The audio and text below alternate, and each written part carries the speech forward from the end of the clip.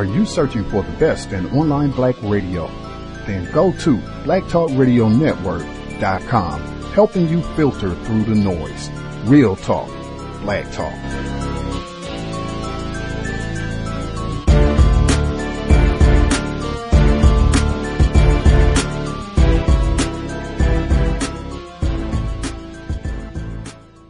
The internet is full of half-truths and all-out lies. We've all seen them, and many people on social media complaining about it. Here's your chance to show and prove. WorldAfroPedia.com is a black-owned and operated encyclopedia. There are several thousand articles, but we need help. We can't uncover all the truth ourselves. So please, join us and become a writer, editor, or blogger for WorldAfroPedia.com today. Every little bit counts. We owe it to the future generations to put the truth out there. Visit WorldAfroPedia.com, the African-centered encyclopedia, a global database of African knowledge for the purpose of bringing about global African wisdom and understanding. WorldAfroPedia.com. Man, this shit worse than cancer, like a fucking disease. Living a nightmare, they telling us dream. Look what they did to Martin Luther, bullet holes in our kings. And they wonder why we never believe. And they wonder why we never will leave. Nigga, we poor. Young niggas worrying about that corner store, but the chinks on that. And you claiming that's your block, who you think on that? Quicksand in the hood and we gon' sink on that. You should think on that. Poison water out in Flint, they let them little babies drink on that. They don't care about us. Once upon a time up in Jersey, yo. There's a lead in the drinking water problem in our area. It's in Newark. The city has gradually come to realize and to admit that the anti-lead water treatment for everywhere except the East Ward is failing, and water in too many places is actually testing at above legally allowable levels. The city is now trying to rapidly distribute 40,000 water filters. Here is Mayor Ras Baraka interviewed by WNYC's Jamie Floyd on All Things Considered yesterday. City employees are going door to door. We're targeting people in the homes that have been affected. They can go online and go to NewarkLeadServiceLine.com and put their house in and see if their house has been affected. And we're telling people, if you're nervous about that, call the water department. The water department will come out and test your water for free. If you have high levels of lead, we'll give you a filter. So we're going door to door, and we have it available at every recreation center, the health department, and the water department up until 8 o'clock and some days 10 p.m. People come and pick up water filters. Mayor Ras Baraka on WNYC yesterday. We'll hear more from him later. And we'll begin today with two guests. Karen Yee is covering the story for the Star Ledger and NJ.com. Eric Olson is Senior Director for Health and Food at the environmental group NRDC, the Natural Resources Defense Council, which took the city to court, saying the city was denying the extent of the problem despite its own data. Karen, welcome back. Eric, thanks for coming on WNYC. Thanks for having me, Brian. Great to be here. Eric, would you begin with something very basic? People casually know that lead in drinking water is a bad thing. They'll gasp when they hear lead in drinking water. But why is it bad? Why has science concluded that even tiny amounts of lead in drinking water can be dangerous, especially for children?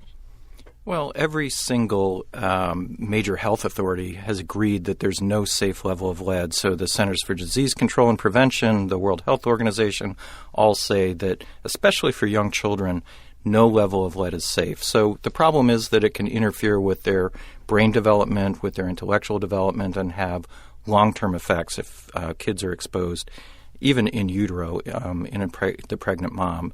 And it can continue to have effects even on adults. So there are recent studies showing impacts of even low levels of lead on cardiovascular disease, for example, that really are worrisome. So that's why we really need to try to crack down on lead from any source, and drinking water, especially in a place like Newark where we have elevated levels, can be a significant contributor to that problem.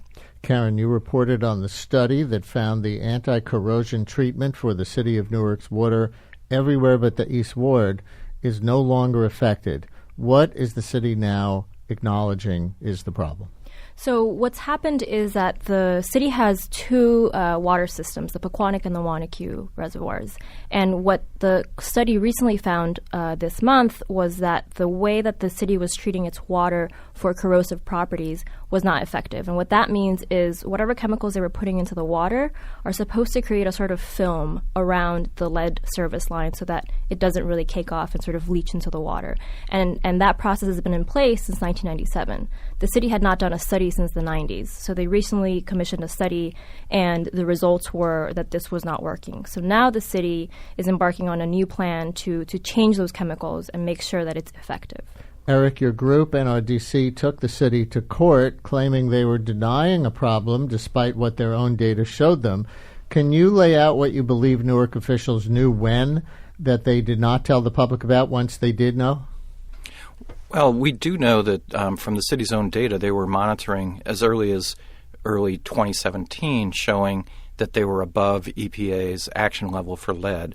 And frankly, they weren't taking the actions that the law requires. They were supposed to have done full-blown public education about the issue. They were supposed to have reevaluated their corrosion control. They were supposed to have started pulling out lead pipes last year, and they did none of that. So we, representing citizens in Newark, decided after warning the city, asking the city over a year ago to do something about it and getting stiff-armed, we finally ended up suing them and asked for an injunction about a month and a half ago. And it was only after that injunction was facing them, or potential injunction was facing them, and they had to show up in federal court for a hearing that had been scheduled, that they finally admitted they had a problem. Is that lawsuit resolved or moot now that the city has acknowledged how widespread the problem is, or are there still things you're trying to force the city to do that it's not doing to protect the health of its people, in your opinion?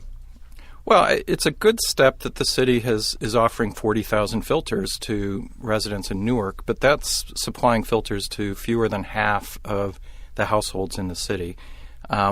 We actually have data that the city collected showing that even in the East Ward, where the city is saying there's no problem, that their own data is showing that they have elevated lead levels in some homes there. So clearly, there are three major things that have to happen. One is that the city needs to be honest with the public and admit how widespread the problem is, and that the water is not safe in many cases for especially young children and pregnant moms. Secondly, they need to certainly start doing the corrosion control, which, as your other guest mentioned, is absolutely necessary to control the lead. And thirdly, they need to start pulling out these lead service lines. Those are the pipes that go between the water main in the middle of the street and people's houses. They need to start pulling those out now. Karen, how's the distribution of those 40,000 water filters going? So the city has set up different locations across different wards for pickup. One of the issues that I've heard is that there's a process for installing the filter and making sure it's working and then changing the cartridges. And residents are showing up at these centers and being shown a video. And there's also a video online. So, there's questions about whether that's sufficient and whether that's enough for people to fully understand how to utilize these filters. Because Eric can probably speak more to this, but if they're not properly used, there's sort of no point, right, to installing the filters. So the city's also going door to door to inform residents that may not have read about this or heard about this, to make sure that everyone who is eligible for one gets a filter. What kinds of filters are those? Can you describe them and basically how they work? Are the ones where you just screw off the faucet right where the water comes out and screw on a filter? Does it go under the sink and it's more complicated to get it into the pipes? What is it? So these filters are supposed to be NSF approved, which ensures that it protects for lead. Each home, I believe, is only getting one filter to be put where you use the water to wash your hands or to brush your teeth or drinking water or to cook with it. Eric can probably explain a little bit more about how it actually works. Eric, want to do that? I will. Basically, these filters, they have carbon in them, activated carbon, which is sort of like what's in your fish tank. It adsorbs the lead. And as Karen mentioned, it's very important that those filters be installed correctly. They're usually screwed onto the kitchen faucet. And then they have to be maintained. So you have to replace these cartridges because they fill up with lead gradually. So you want to make sure that you're maintaining them as the manufacturer recommends, because otherwise you're not doing yourself any favors. But on Bob's second point, whether the city is being unfairly treated in the coverage of this or the activism around this, some are citing echoes of the Flint, Michigan lead and drinking water crisis. Eric, you were quoted in the Times saying Newark is not as extreme as Flint, but still has a serious problem. Here's another clip of Mayor Baraka with WNYC's Jamie Floyd yesterday. He bristles at people making that comparison, and you'll hear him refer to Newark water official Kareem Adim, who said what Karen was just referring to, that the water itself in Newark is safe. Mayor Baraka.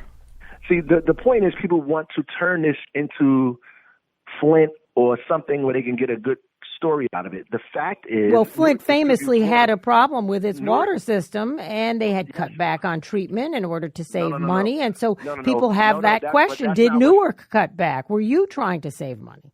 They changed their water source altogether. We have the same thing. We didn't cut back in anything. We've been using the same corrosion control inhibitor for 22 years. It lost its effectiveness. We are changing it now to use the one that they use in other places. Newark's water is fine. What Kareem Adim said is absolutely correct. There's nothing wrong with Newark's water coming out of the source. When it enters people's lead service lines, it becomes an issue. Mayor Baraka with our Jamie Floyd yesterday. Eric Olson from NRDC is referring to Flint, sensationalizing Newark's situation, and how would you compare the two? Not at all. We're actually very involved in Flint as well. And in fact, we brought the lawsuit that required Flint to pull out their lead service lines, which they're in the process of doing. So there are echoes of Flint. They're not exactly the same. But if you go down the litany, there's a significant health problem with elevated lead levels coming out of people's tap water. You've got a situation where the city was not exactly being straight with people and saying the water is fine and people should drink it. Nobody's arguing that the water that leaves the treatment plant is dangerous. The concern is that when it gets to people's taps, because the city is not properly treating it, it's leaching out too much lead. Exactly the same problem, by the way, as what happened in Flint, where they were not treating the water with correct corrosion inhibitors, and it ended up being contaminated with elevated lead levels. It's true that Newark did not switch its water source as Flint did, so it's not exactly the same. The other 2 points are that it's a heavily African-American community that's heavily impacted, and citizens had to sue in order to actually get a solution moving forward. And I think those parallels are there. There are echoes. Again, they're not exactly the same, but certainly Newark's got some problems with its tap water. In Michigan, some people ultimately were criminally charged around the problems in Flint. Are you recommending anything like that with respect to Newark? Well, we would love to have a deep investigation into why it is that this happened. For example, what we found is that the monitoring that was being done of lead was not being done in the high-risk homes as it was required to be.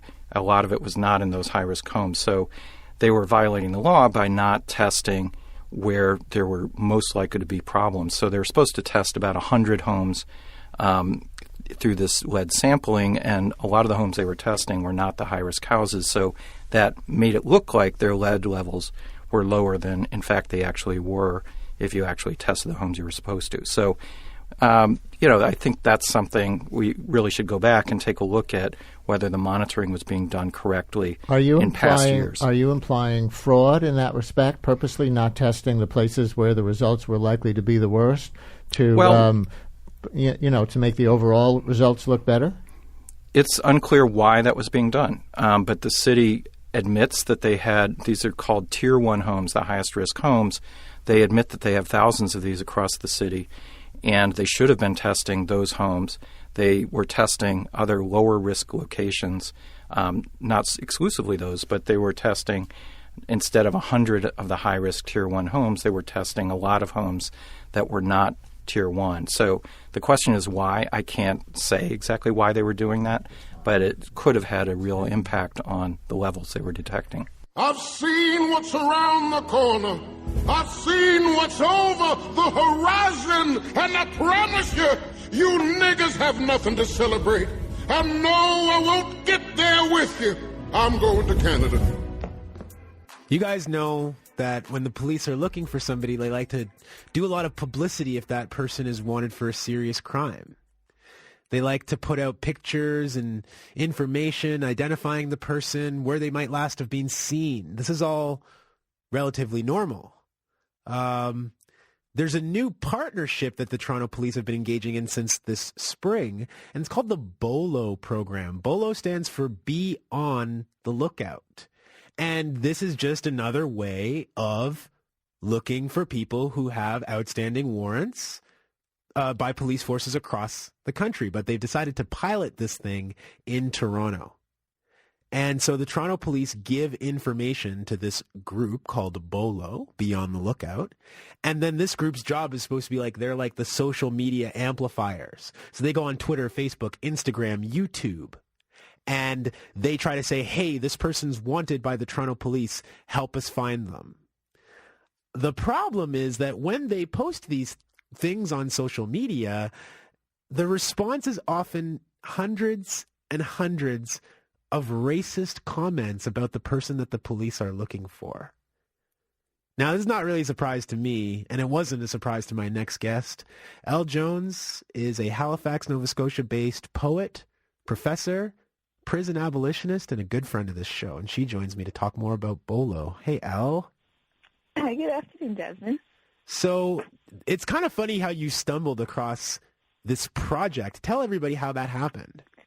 So I was in Toronto last week for the Congress of Black Writers and Artists, and when you switch locations, I guess the sort of ads that come up, the sponsored things that come up on your Facebook feed change. So whereas people in Toronto didn't seem very aware of this program, I got in sort of my news feed this BOLO program thing, and of course they use this bright yellow kind of background. So I went to see what it was because I immediately saw this wanted photo of this black man. That's what showed up in my feed, so I went to check it out. And what I noticed, of course, as you mentioned in the intro, is as you read through, so there'll be something like, 957 comments. And people were saying stuff like, looks like a rapper, maybe these people raised their children, another thug, obviously from Jane and Finch, exactly the kind of stuff you would expect to see.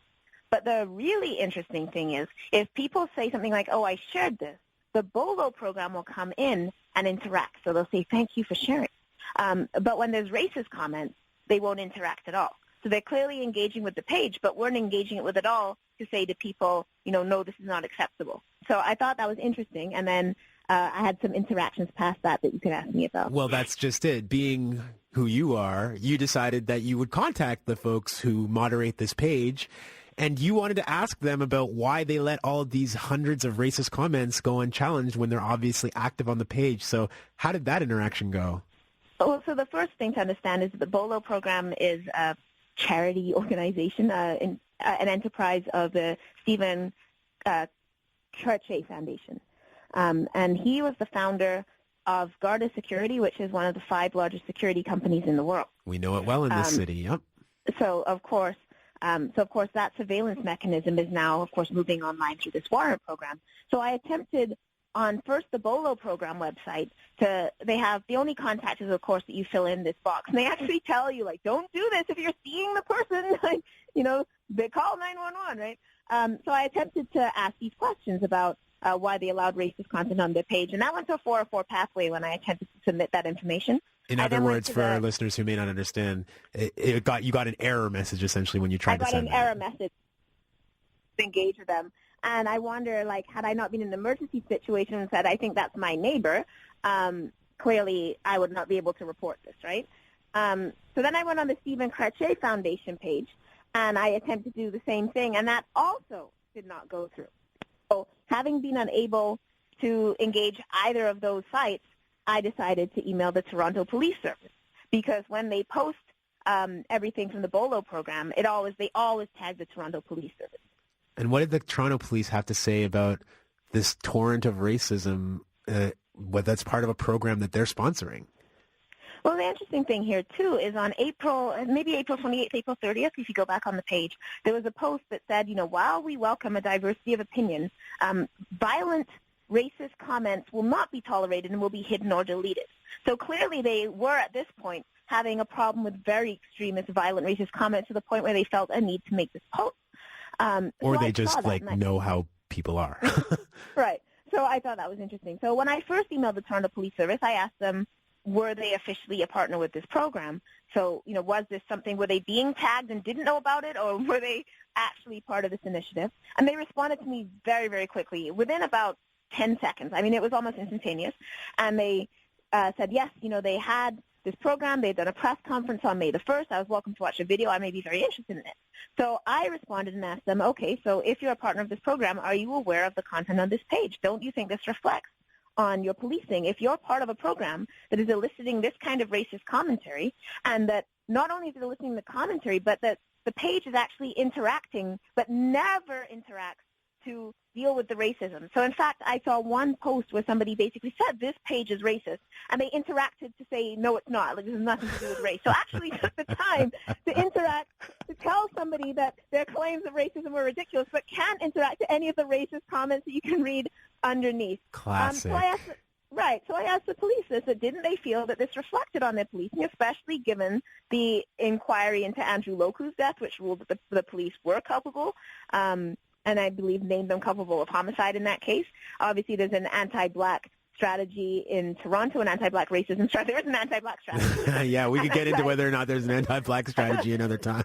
But an anti-black racism strategy, there's, of course, all the work you've done and Black Lives Matter and other people have done around carding and racial profiling. So I asked them, in the midst of this, did they think perhaps it was the wisest course to be endorsing this program where there was so much racist content? And then I just asked some questions like, did race factor into who was chosen for the warrants? Did they think that the black community might possibly have a lower level of engagement with these warrants since they allow all this racist content? Might that possibly alienate people? And then I sent them a follow-up email, and I quoted the post on April 30th that talked about the violent racist content, and I asked them if that concerned them, whether or not any of that had been reported to them. So had they received reports of this violent commentary? Because we know, of course, for example, that police are very concerned with watching Black Lives Matter, or you have been spied on.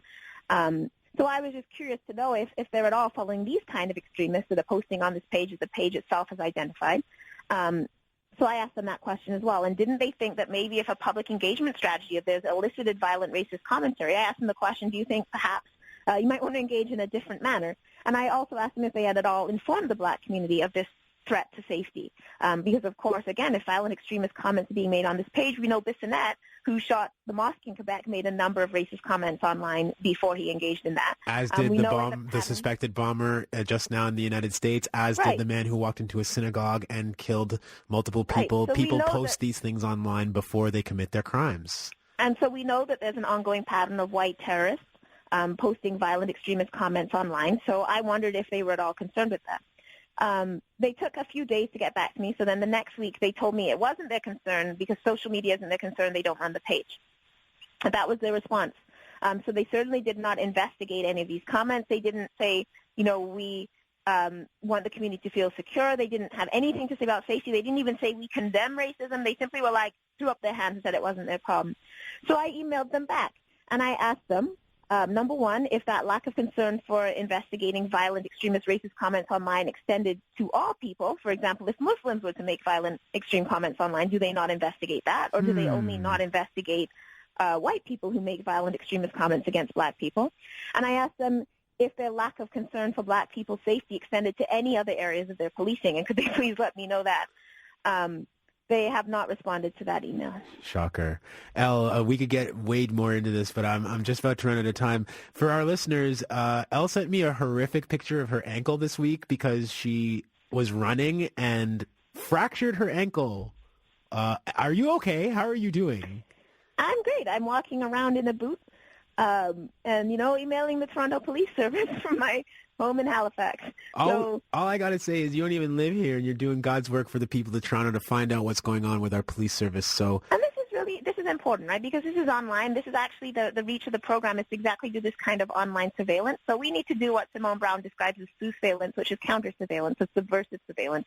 So if they're going to be surveilling us and allowing racist comments about us, because, of course, part of the point of policing is not just to post these warrants. In fact, the purpose is to allow this anti-black commentary and to spread the idea that black people are criminals and to further justify policing our neighborhoods and criminalizing us. This is actually the purpose of what they're doing. It's not a mistake. It is why they are doing this, right? We understand it's about policing, but anti-blackness is not a glitch in the system. It is the system. So I think it's very important that we as black people stare back at them and survey them back, which is the purpose of emailing them. I know they're not going to respond to me satisfactorily, but I want them to know that we are also watching them. L. Jones, everybody. Remember, no one is going to treat you special just because you are black. A major legal case about college admissions wrapped up today in Boston. It concerns whether Harvard, one of the most selective schools in the world, is unfairly discriminating against Asian American applicants. But as William Brangham reports, many believe the case could also have implications for affirmative action nationwide. It's part of our ongoing look at ways of rethinking college. The case alleges that highly qualified Asian American applicants are being denied admission because Harvard is using other non-academic measures to intentionally keep their numbers down. This trial has certainly shed some unflattering light on the inner workings of Harvard's admissions process, but it's also worrying many supporters of affirmative action. That's because the case is being shepherded by a man named Edward Blum. He's a well-known conservative legal activist who has twice before brought major cases to eliminate affirmative action in education. For more on this case, I'm joined now by Kirk Carapezza. He's an education reporter at our sister station, WGBH in Boston, and he's been following this very closely. Kirk, welcome to the NewsHour. Good to be here. The group that is representing these Asian American students allege that Harvard is intentionally discriminating against them. Can you tell us a little bit more? What is their argument? The group argues that Harvard is systematically rating these students lower on personal scores. In their closing arguments today, the plaintiff's lawyers said Harvard is stereotyping Asian Americans, describing them as quiet, math or science-oriented, book smart. They are accusing them of racial balancing, which the Supreme Court has ruled is illegal. You can't use quotas in college admissions.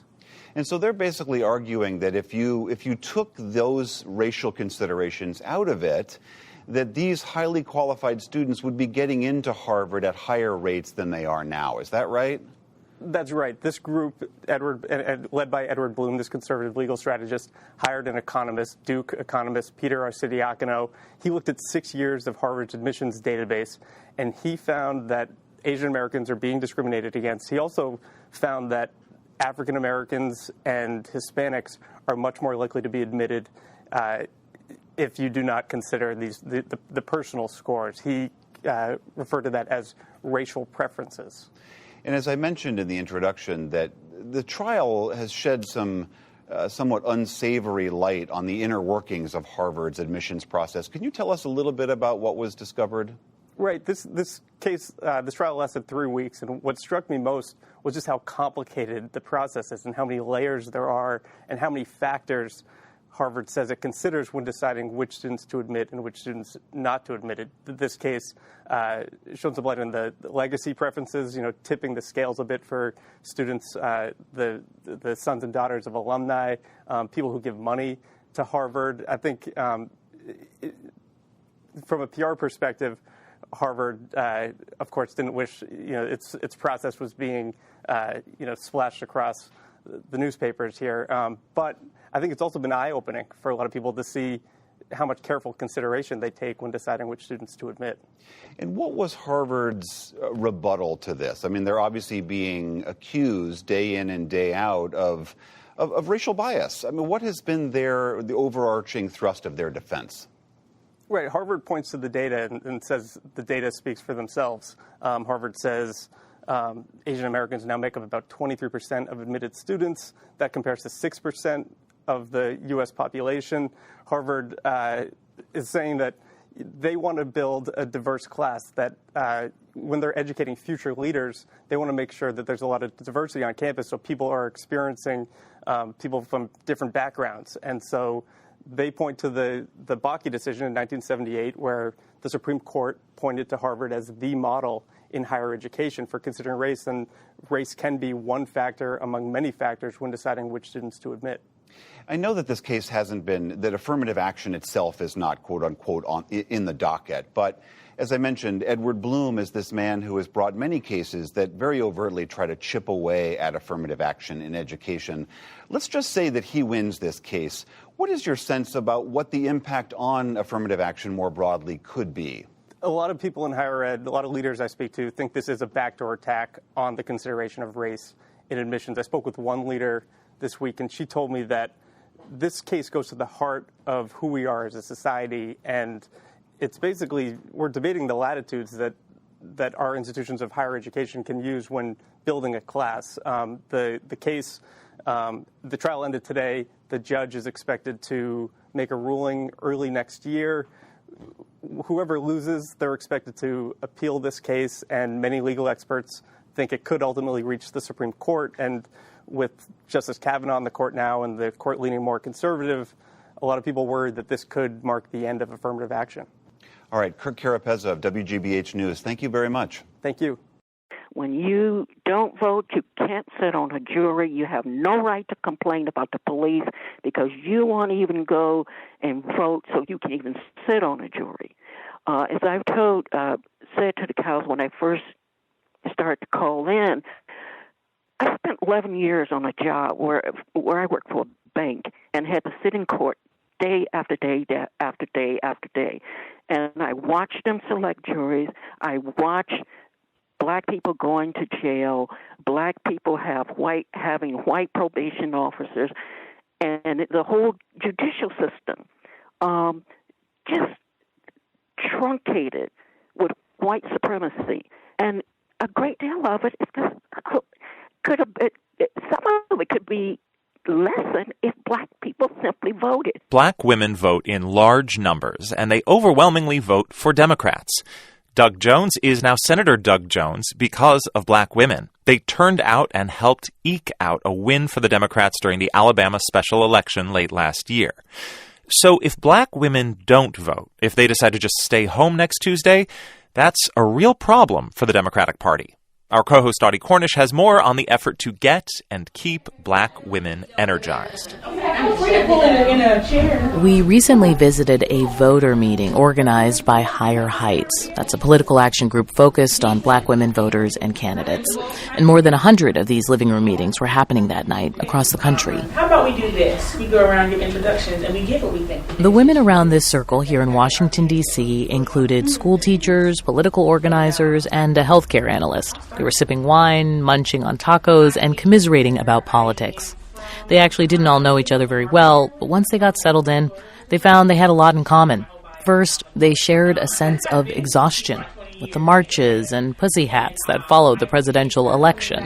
I think the trust was gone by the women's march. I'm I ain't cutting the hat. I'm not showing up. It's cold. The trust is gone. This is Michelle Neely. She works in communications. White women were divided in 2016, although they did tip in favor of Donald Trump. So white women activism post-2016, too little too late in Neely's opinion. Now, in 2018, it's time for the midterms. Keisha Willis believes that once again, black women voters will be expected to turn out in numbers that will prop up Democratic candidates. I think our vote has been taken for granted. And I think people are paying attention more now than they have in the past, especially with everything that happened with Doug Jones down in Alabama. It was black women who delivered that W that day. And I think a lot of people are now realizing what we've known all along is that we do have that power. This idea of being taken for granted as a voting bloc, it's not new. What's different this year is the ongoing debate in the Democratic Party about whether its focus on people of color in 2016 came at the expense of the white working class vote, and what it will take to bring back those white voters in 2020. To Michelle Neely, it's underscored by the new progressive activism she says hasn't always been there for black voters. When it's time, when it's LGBTQ folks, when it's immigrant, when it's kids being torn away from families, we show up. When it's us, criminal justice, people well. When it's black specific white folks, I got this thing this weekend. Showing up. And that list of issues important to black women voters isn't that long or unfamiliar. Several women, including Rabia Burks, brought up mass incarceration and criminal justice. Every election cycle, no one wants to touch criminal justice because they don't want to affect their chances of being reelected. Mm-hmm. If Black women had a choice, if we had a stronger voice, this would actually be an urgent issue. And that's what it's actually missing is urgency. There's nothing else to it. Aisha Williams added racial profiling by law enforcement as well. Like, I've broken up relationships in the middle of a dinner party because I was dating a police officer. And the other police officers say something like, well, he fit the profile. Mm-hmm. And I'm like, my daddy is 6'2". My brother is 6'3". They're all both dark-skinned, with beards, slim build. It was just like every man in my family fits the profile. But these women also talked about education and, like many other voters, the cost of health care. More than anything, Rabia Burks resented the implication that it's a zero-sum game, that anyone has to lose out when it comes to a candidate reaching out and asking for a vote. You have to show up to the community every now and then and say, hey, I'm with you, or something. Like, if all of your resources and all of your dollars are going to convince people who are not necessarily with you, then you make the other group feel like they're not even worth being heard. This is all part of a wider debate in the Democratic Party about the idea of identity politics. So I reached out to California Congresswoman Barbara Lee. Right now, she's making her own bid to be part of the leadership of the Democratic caucus in Congress. I asked her what excuses she's heard over the years for the party taking Black women voters for granted. It's interesting because they don't give an excuse because they don't even think about it, and I think that's part of the problem. They take us for granted. And over the years, it's been up and down, but for the most part, I don't believe that, until now at least, there's been a recognition of the value of African American women, not only to the Democratic Party, but to the country. Is there something specific to this moment that you think is forcing the party to take this voter bloc more seriously? I think in this moment, we saw major wins in Alabama and in Virginia. African American women led the effort to, make sure that we won both of those races. And so Black women have decided that, no longer are we going to be behind the scenes helping others. In this instance, this year, we see brilliant Black women running for Congress around the country and for a variety of state and local offices. And that's a major breakthrough. And I think we have just said enough is enough. What are Black women getting out of voting for Democrats? We definitely have heard from you what Democrats are getting out of it. Well, Black women, I tell you, voting for Democrats, first of all, look at the alternative in terms of what they're getting out of Republicans. But when you look at the policies that the Democrats champion, right now especially, as it relates to education, healthcare, housing, reducing the cost of prescription drugs, it was Democrats who have fought to make sure that insurance companies don't deny coverage to anyone, especially African American women, as it relates to pre-existing conditions. Who has these pre-existing conditions disproportionately? It's African American men and women. And so I think when you look at the agenda of the Democratic Party, while we haven't gotten there yet where we should in terms of equality and justice for all, that's our agenda and that's our platform. When you look at the Republicans, they're just the opposite. And so as a Democrat and as a progressive Democrat, I'm trying to make our party more responsive, more inclusive, and more progressive. And that will help African American women achieve parity, equity, and justice in this country, as it will for everyone.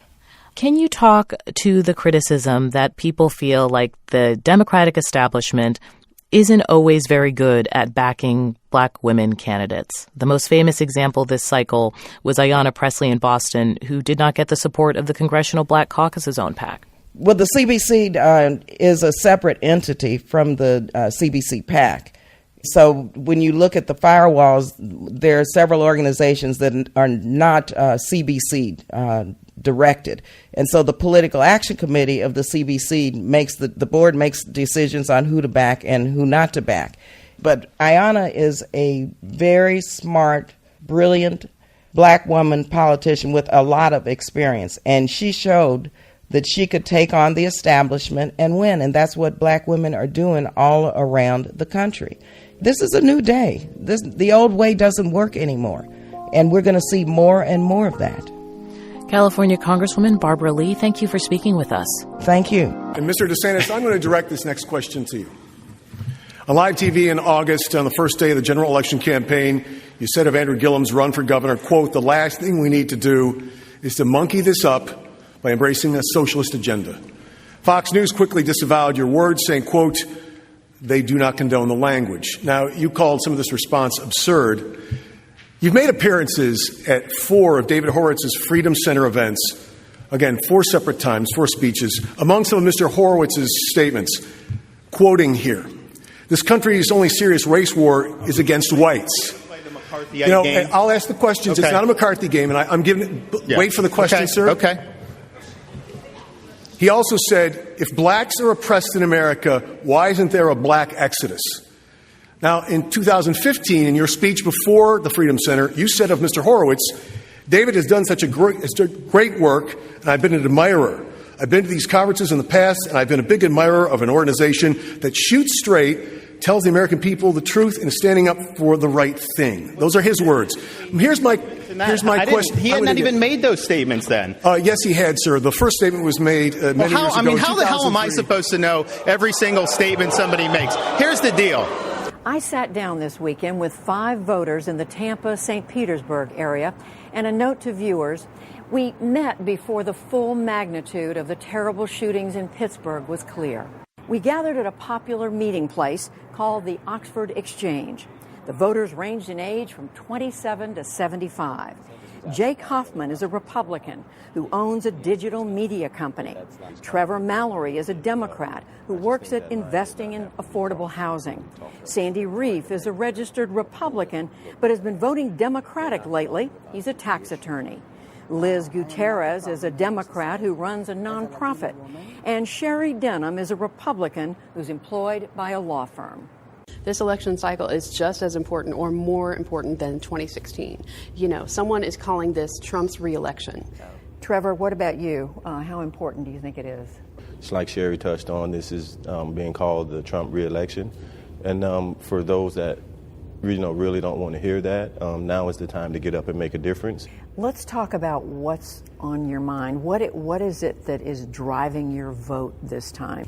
There are a lot of issues. There's a lot of things at stake. We have 2 taxes on our ballot here in Hillsborough County. If those pass, we will be the highest taxed county in Florida. And so that's very important to me. With the unfortunate event in Parkland, the Second Amendment has become a huge issue here in Florida.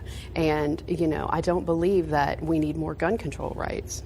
Why not? We need to help people who have mental health issues. That is the area that really needs to be addressed. It's not gun control. We need to reshift the focus to helping people that need help. What is it that is driving you to make sure to vote that makes you believe these elections matter?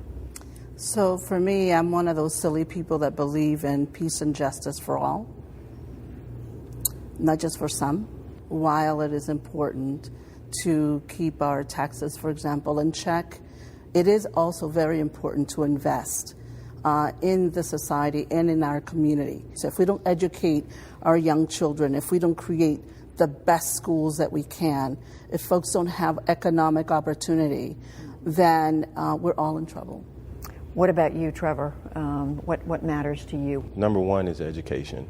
In Pinellas County, we're at a rate of where the percentage is overwhelming on how many of our students can't read, and that needs to be changed.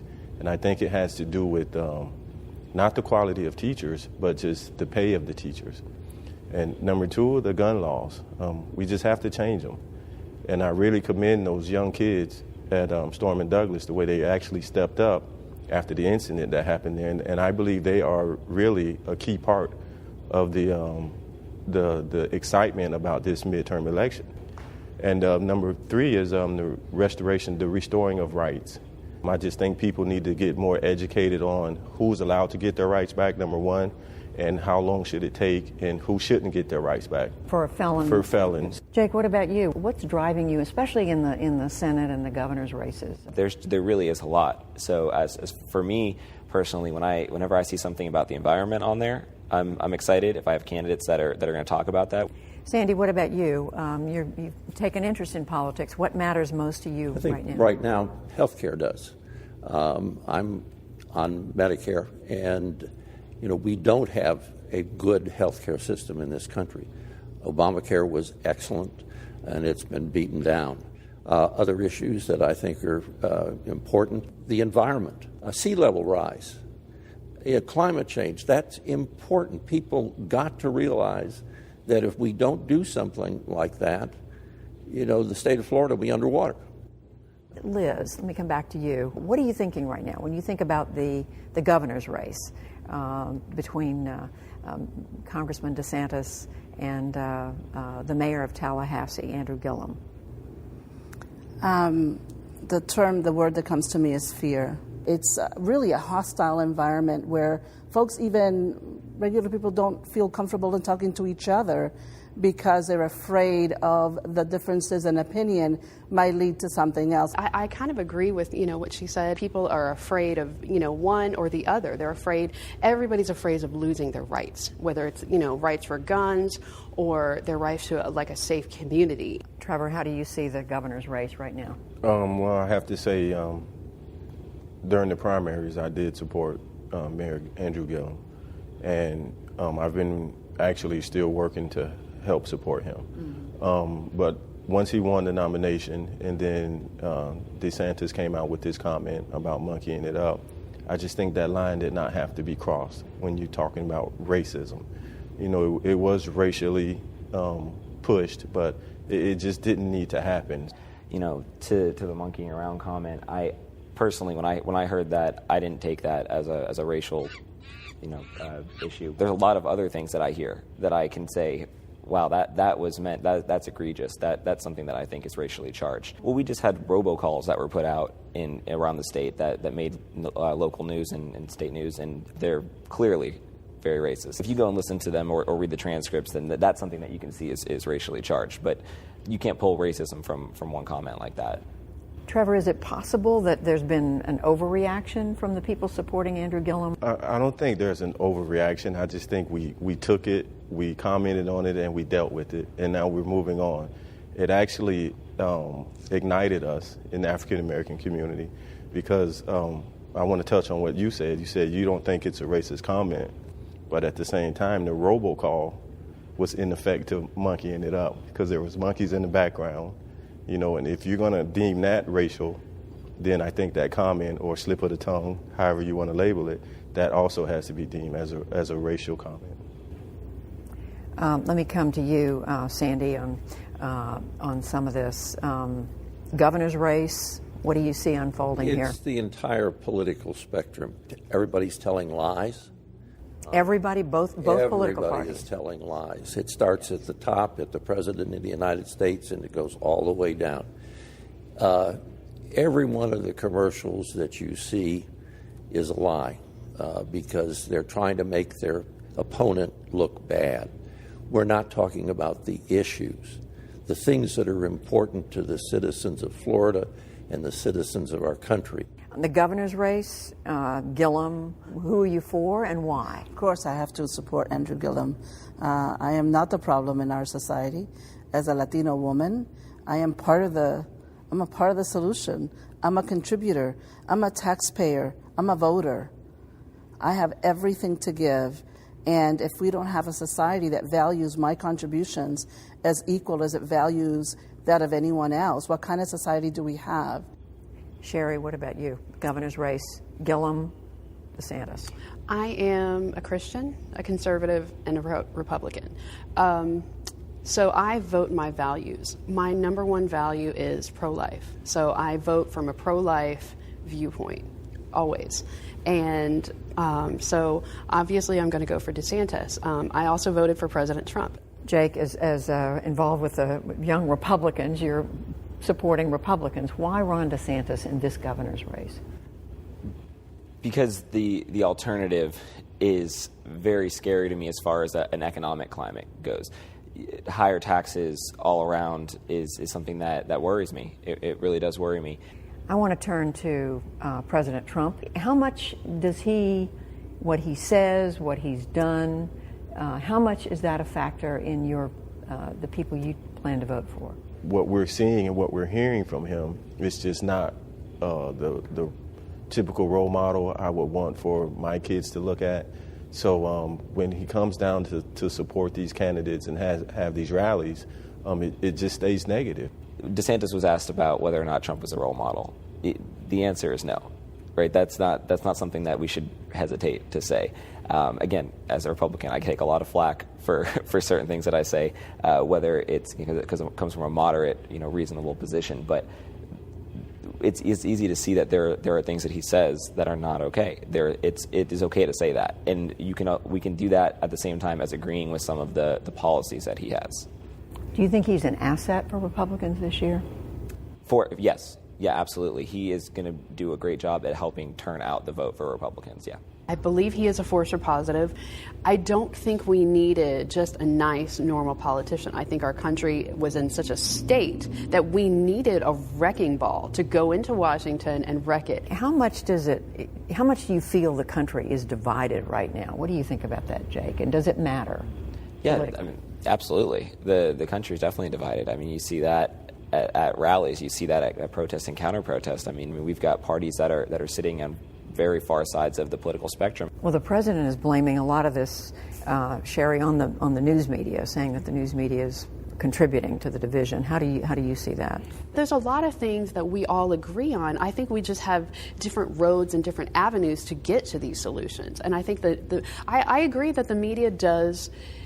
It kind of leans toward, more liberal. They have a very loud voice. A lot of my friends get put in Facebook jail or, shadow banned on Twitter because they tweet out a lot of conservative things. And this is something that's really happening. So but honestly, at our core, I think we are more united than we are divided. I think we are very divided, and the president is trying to keep us further apart. He refuses to take a position he hasn't commented negatively and said what happened with the bombs that have been sent out. He's not condemned that like he should have. His ambivalence towards Saudi Arabia with Khashoggi, it was something that should have been condemned right out. Those are the types of things. And he goes to the rallies, and none of that is what's designed to bring us together. You can document lie after lie after lie that he tells when he's out there speaking. If your candidate, your man goes to Washington, what would you like to see him give a little on in order to reach some sort of resolution? So I'm going to go in the opposite direction and say to you that the thing that I've been disappointed about is I think that as Democrats we haven't been as strong. I think Republicans have been very clear about their messaging. I don't know that we as Democrats have that clear a sense of what the values are, and we have very strong values that I think are beneficial to everyone, but I don't know that we speak of them very clearly in a way that everyone understands. As far as Republicans go, again, I think we're going to need to pivot more on the environment because that is something that used to be a bipartisan issue, and education. So we used to be able to agree that if you walk outside, let's be able to take our kid to school, and let's be able to breathe the air and go to the beach. We just don't need to fight on some of those things. This is my rifle. It was over almost as soon as it began. Responding officers arrived only minutes after the shooting started, but when they got there, the gunfire had stopped. So the question now, why did it happen? Breaking overnight, tragedy in Tallahassee. A gunman opening fire at a yoga studio in Florida, killing 2 and wounding 5 others before fatally shooting himself. We just heard like pow, pow, pow, pow, and we saw some people running down the stairs. Police say the shooter, 40-year-old Scott Paul Beerley, opened fire just after 5:30 Friday evening. All indications are this is the act of a single person. There is no immediate threat to our community. Those fortunate enough to escape headed to a nearby bar. Melissa Hutchinson tended to survivors. The gentleman who came in apparently tried to fight off the attacker, and he had quite a few wounds on his face. She recounted the victim's stories. They said that he came in and he had a black bag. He pulled it out, and as they went to go load it, everybody started pounding on the windows and on the walls to let people know. The victims have been identified as 61-year-old Nancy Van Vessem and 21-year-old Maura Brinkley. Police have yet to determine a motive. Late Friday, Ron DeSantis, the Republican candidate for Florida governor, called the news heartbreaking, sending prayers to the victims. And Tallahassee's Democratic mayor, Andrew Gillum, praised the police's quick response. DeSantis and Gillum are facing off in a tight race for the governor's seat on Tuesday. Gillum returning to Tallahassee late Friday, putting his campaigning on hold.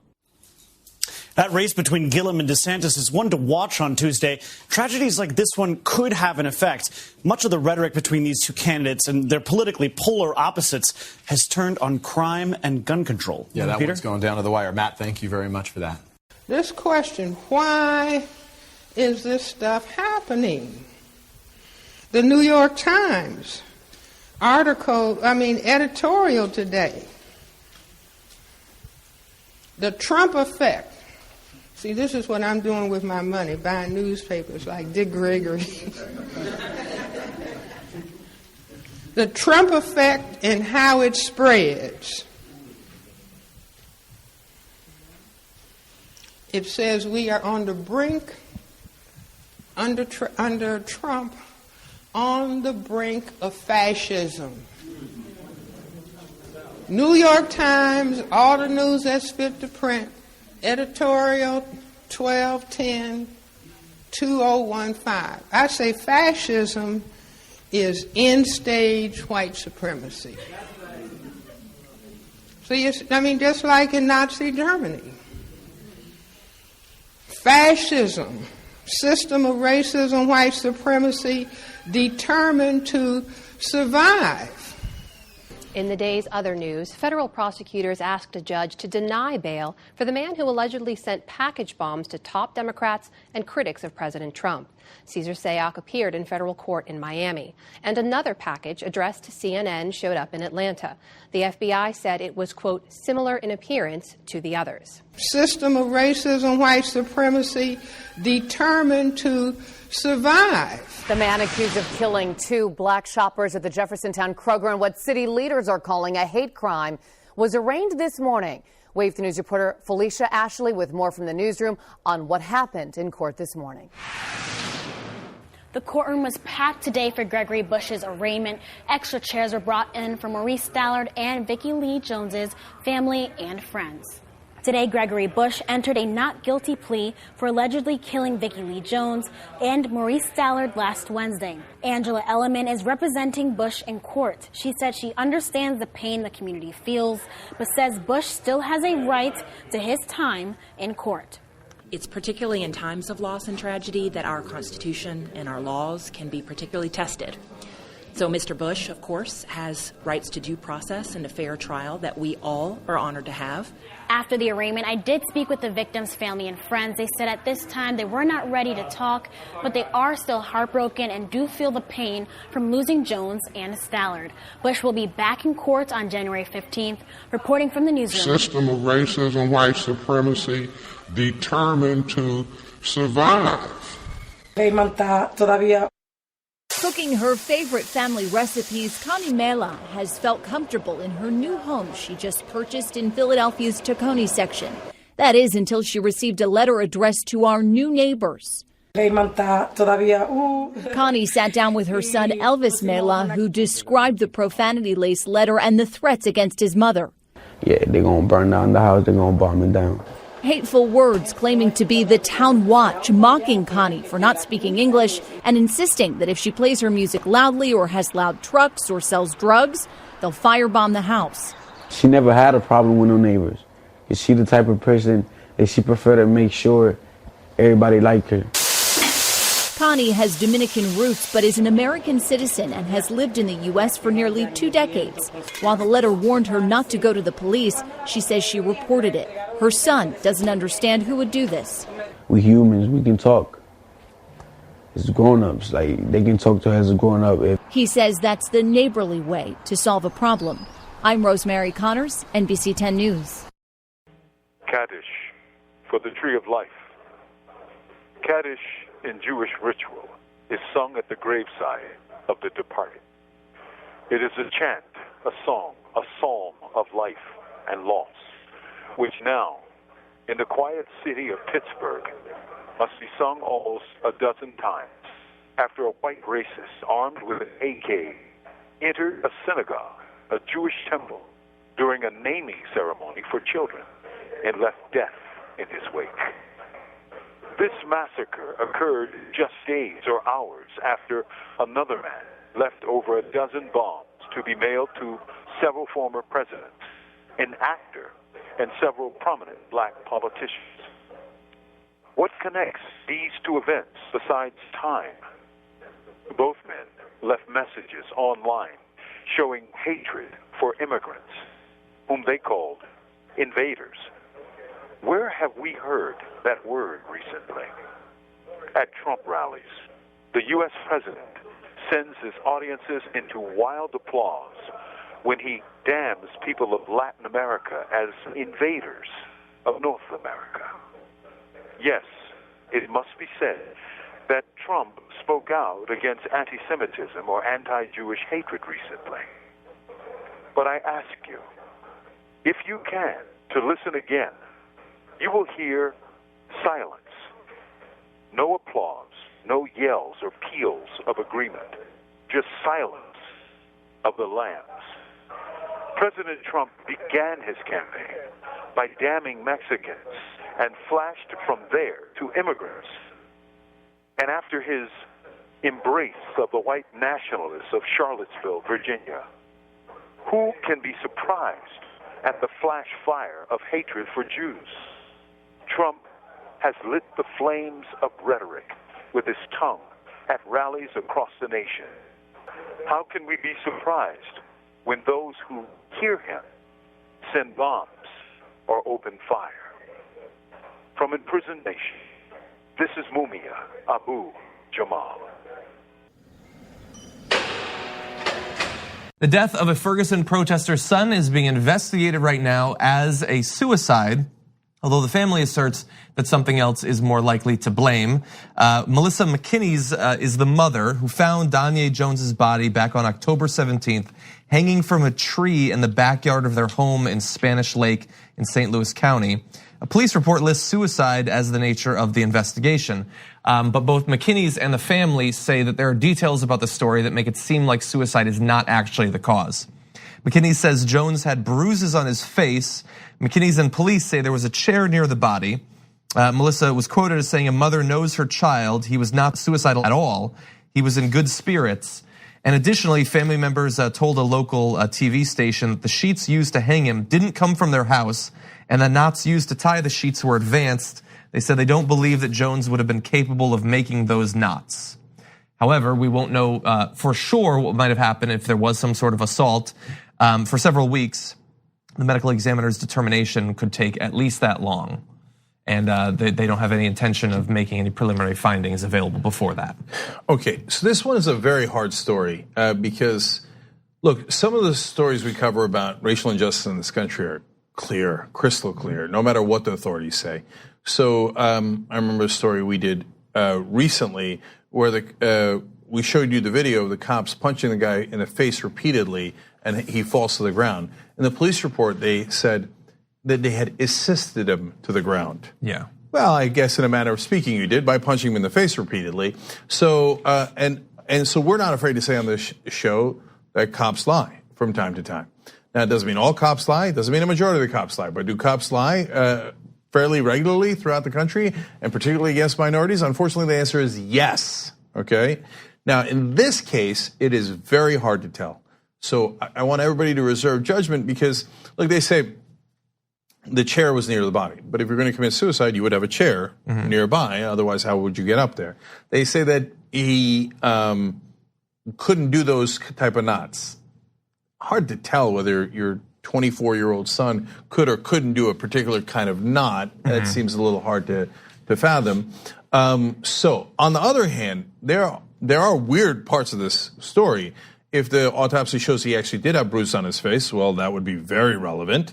And then she says, the mom in this case, who was the protester at Ferguson, says that people had been coming by her house after threatening her online. I thought, well, boy, that's incredibly strange. And she says they watched my house.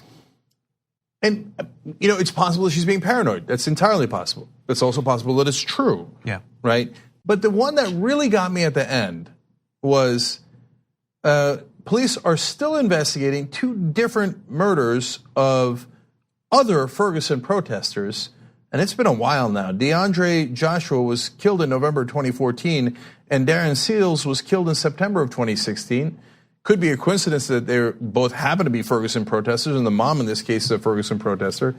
But the way that they were killed was incredibly strange. They were killed inside their cars, and the cars were lit on fire. Mm-hmm.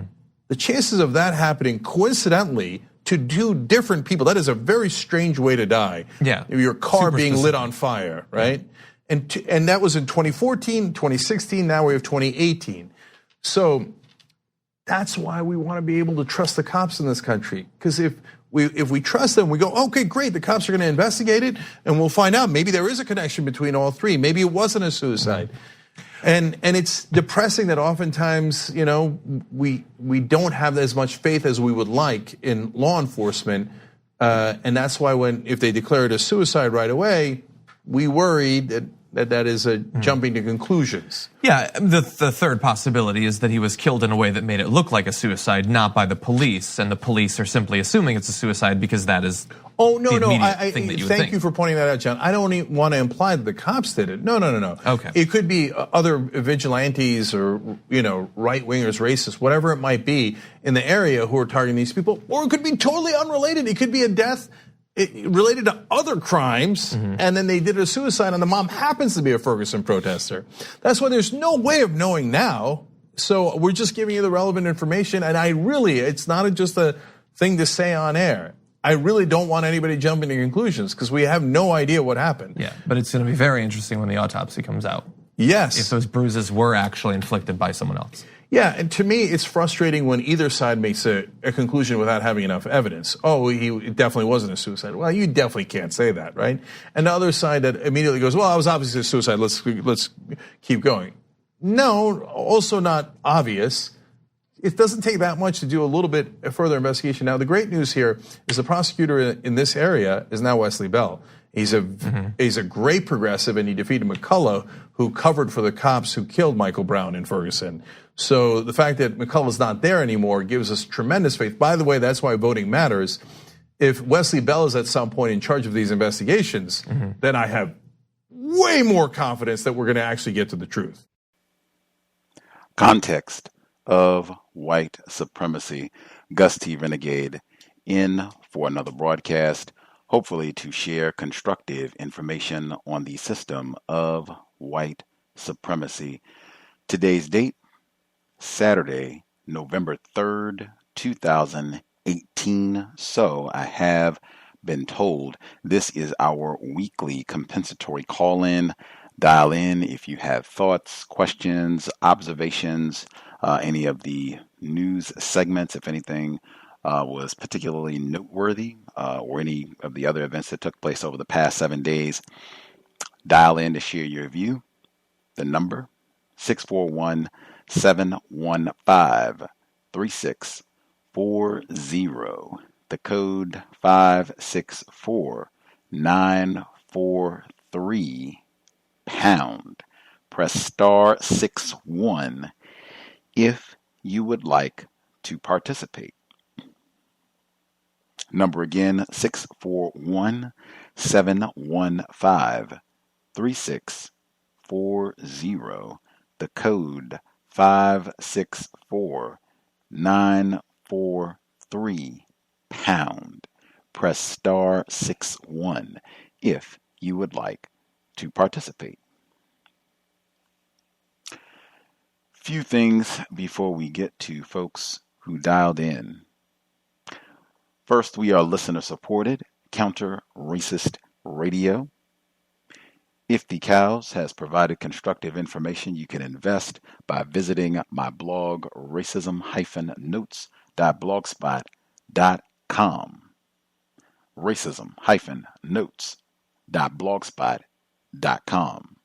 PayPal button is in the top right corner. If you are not into PayPal, drop me an email and we will get you a physical mailing address enormous gratitude to all of the investors who have contributed, supported the Context of White Supremacy for almost a decade. I hope the program has been, continues to be worthy of your time and energy.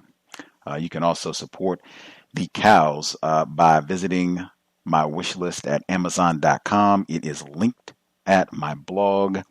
It's Gus T Renegade if you go to Amazon.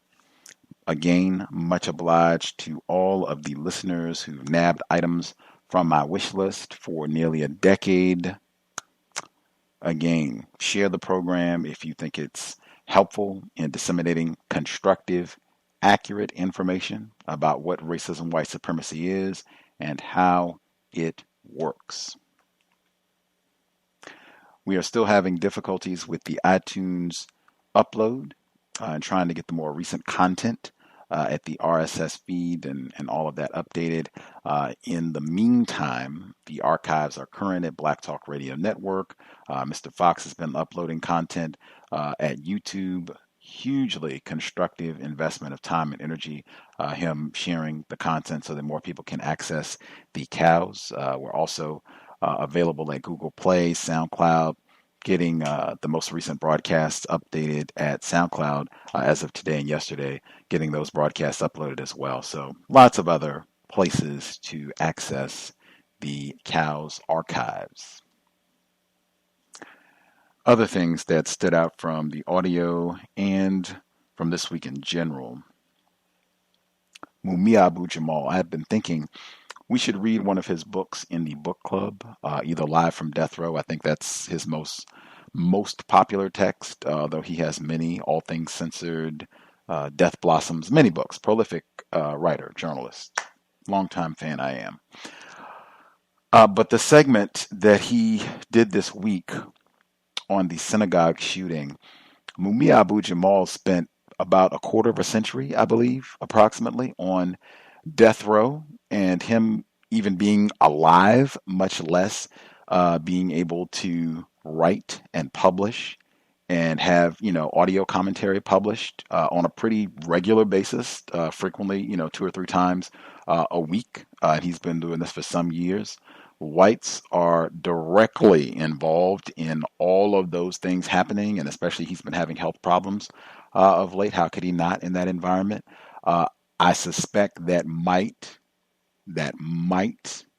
contribute to him having to address things like that, because it wasn't, let me be specific, it wasn't that he addressed the Pittsburgh shooting, but it was addressed in a manner that seemed to have a lot of sympathy for individuals that I believe to be suspected racists. If I speak about the synagogue shooting, it would just be another illustration of white terrorism. Whites frequently have arguments with other whites. Sometimes they will have arguments with another individual that is a suspected racist and say, well, I think that this person is a so-called Jew, and therefore, you're worthy of being mistreated. And, that's all it is to it.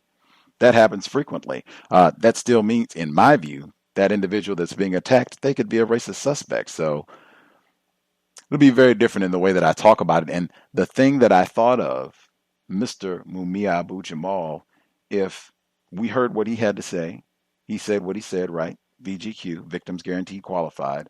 I'd be very interested if the people at the synagogue have ever, over the past 25 years, addressed with sympathy Mr. Mumia Abu-Jamal and his situation. Sent him a care package, few oranges, holidays are coming up, thank you, letter for even addressing their situation. Thank you so much for taking time out of your schedule, being in greater confinement to, pause and send your condolences. We appreciate even that. I would be very curious. And even if they did, still suspected racists. Next.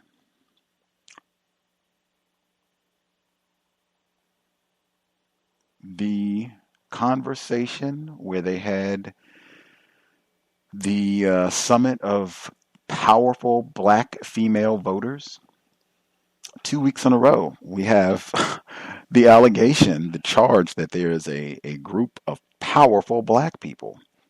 I snickered both times, 2 weeks in a row. I got a good chuckle in. Last week, it was the powerful NAACP. Now, even if I take it in the context, I think Ivy said that the NAACP is powerful. It is a powerful white-controlled organization. Even if I take it in that context, I say, okay. When September 11, 2001, the towers come down and the Pentagon and all of that, George W. Bush, he came out to ground zero. He gave his talk. He didn't say that no good bin Laden took those planes, knocked those buildings down. I just got off the phone with the NAACP. It's a done deal, man. Don't worry about it. They got it. I didn't see that video. Even in the context of powerful organizations controlled by whites, I do not think of the NAACP as being in the top 50. I could be wrong. This week, it was powerful black female voters. They made it seem like black female voters are in control of the ballot box, who is going to be president, governor. Like every decision is going to come down to who black females decide this coming to. Are you serious? Come on now. Come on now. If that is the case, then how did Donald Trump? Anyway, they minimize, in my view, the real power, white women. 52% of them went for Donald Trump. That, in my view, powerful voting block right there. Why not have a segment on the power, white women in the Me Too movement, and the hypocrisy, or at minimum the paradox? How in the Me Too movement did 52% go for Donald Trump? And what does that mean for the coming election? You heard that white woman say, I'm going with DeSantis. No way I'm going to monkey around and put that Gillum character in, talking about the Florida situation. But yeah, again, if I am confused, I know we have black females who vote. I'm not saying that you shouldn't vote, but I mean, really? Really? Continuing. Speaking of the Florida governor's race, we had Dr. Marvin Dunn, Florida historian, native, author on the program, repeat guest. He was on the program this past Wednesday. Wish we could have got some of the Florida listeners in. It was kind of I won't say that, but it was a program that was made without a lot of advance notice, the race and everything being covered, and Dr. Dunn had time to speak with us. So folks may not have known that this broadcast was going to take place, but it was great. It's in the archives. On that program, Dr. Dunn seemed very confident that Mr. Gillum, black male, is going to win the governor's office in the state of Florida for the coming election this week. Be the first black male governor in the history of the state of Florida. And he's leading in the polls. I think the most recent poll that I looked at in the New York Times, I think he was up by maybe 5 percentage points, I think. Something approximately in that area. And I told Dr. Dunn on Wednesday, I said, I think I'm going to go with DeSantis. I think it'll be close, but I'm going to go with the white man.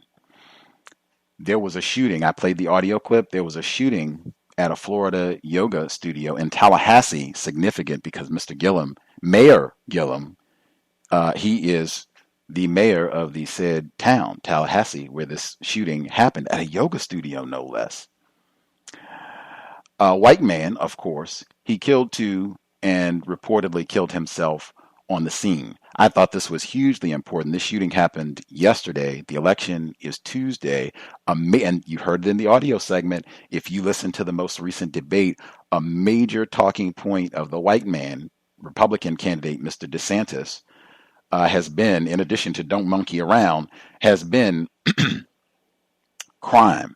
We got all this crime and murders happening in Tallahassee. It is just run amok. We've monkeyed around and let this Negro be mayor, and look at the city. It is the most dangerous city in the world. Are we going to do the same to Florida?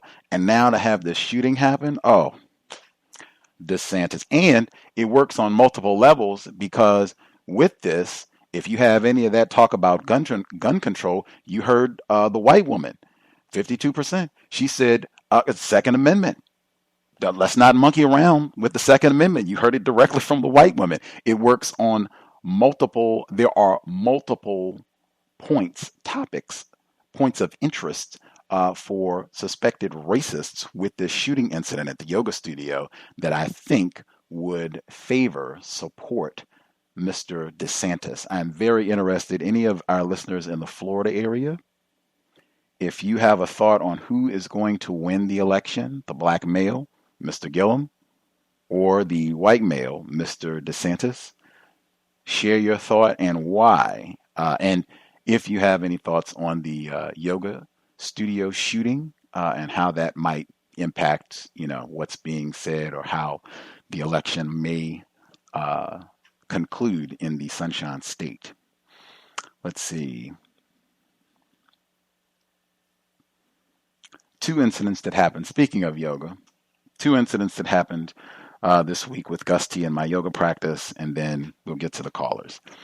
First incident, I'm leaving yoga. I stopped by the store. This is in context of us just reading Black Love is a Revolutionary Act and a lot of the conversation that we had around that text. I go to the store. There's a black female who works there. I see her on a regular basis. And I'm about to leave. There was a white woman. She was talking about how her son, she was just shopping randomly, and she was talking about how she was getting groceries for her son who was in school, and she mentioned that he was like 25 or something, older than, a lot of people be like, wow, to be still living at home and having your mom buying groceries, like, okay. And the black female, she was like, oh my God, I would never do such a thing. Like she does not have children. Very important. She does not have children. But she says, yeah, I would never do such a thing. I mean, my goodness, 18 or so, like out of there. Like, yes, I'll be there to help and all that, but no way. Are you going to be staying, in the house at 25 and I'm buying you groceries? Like, oh my gosh.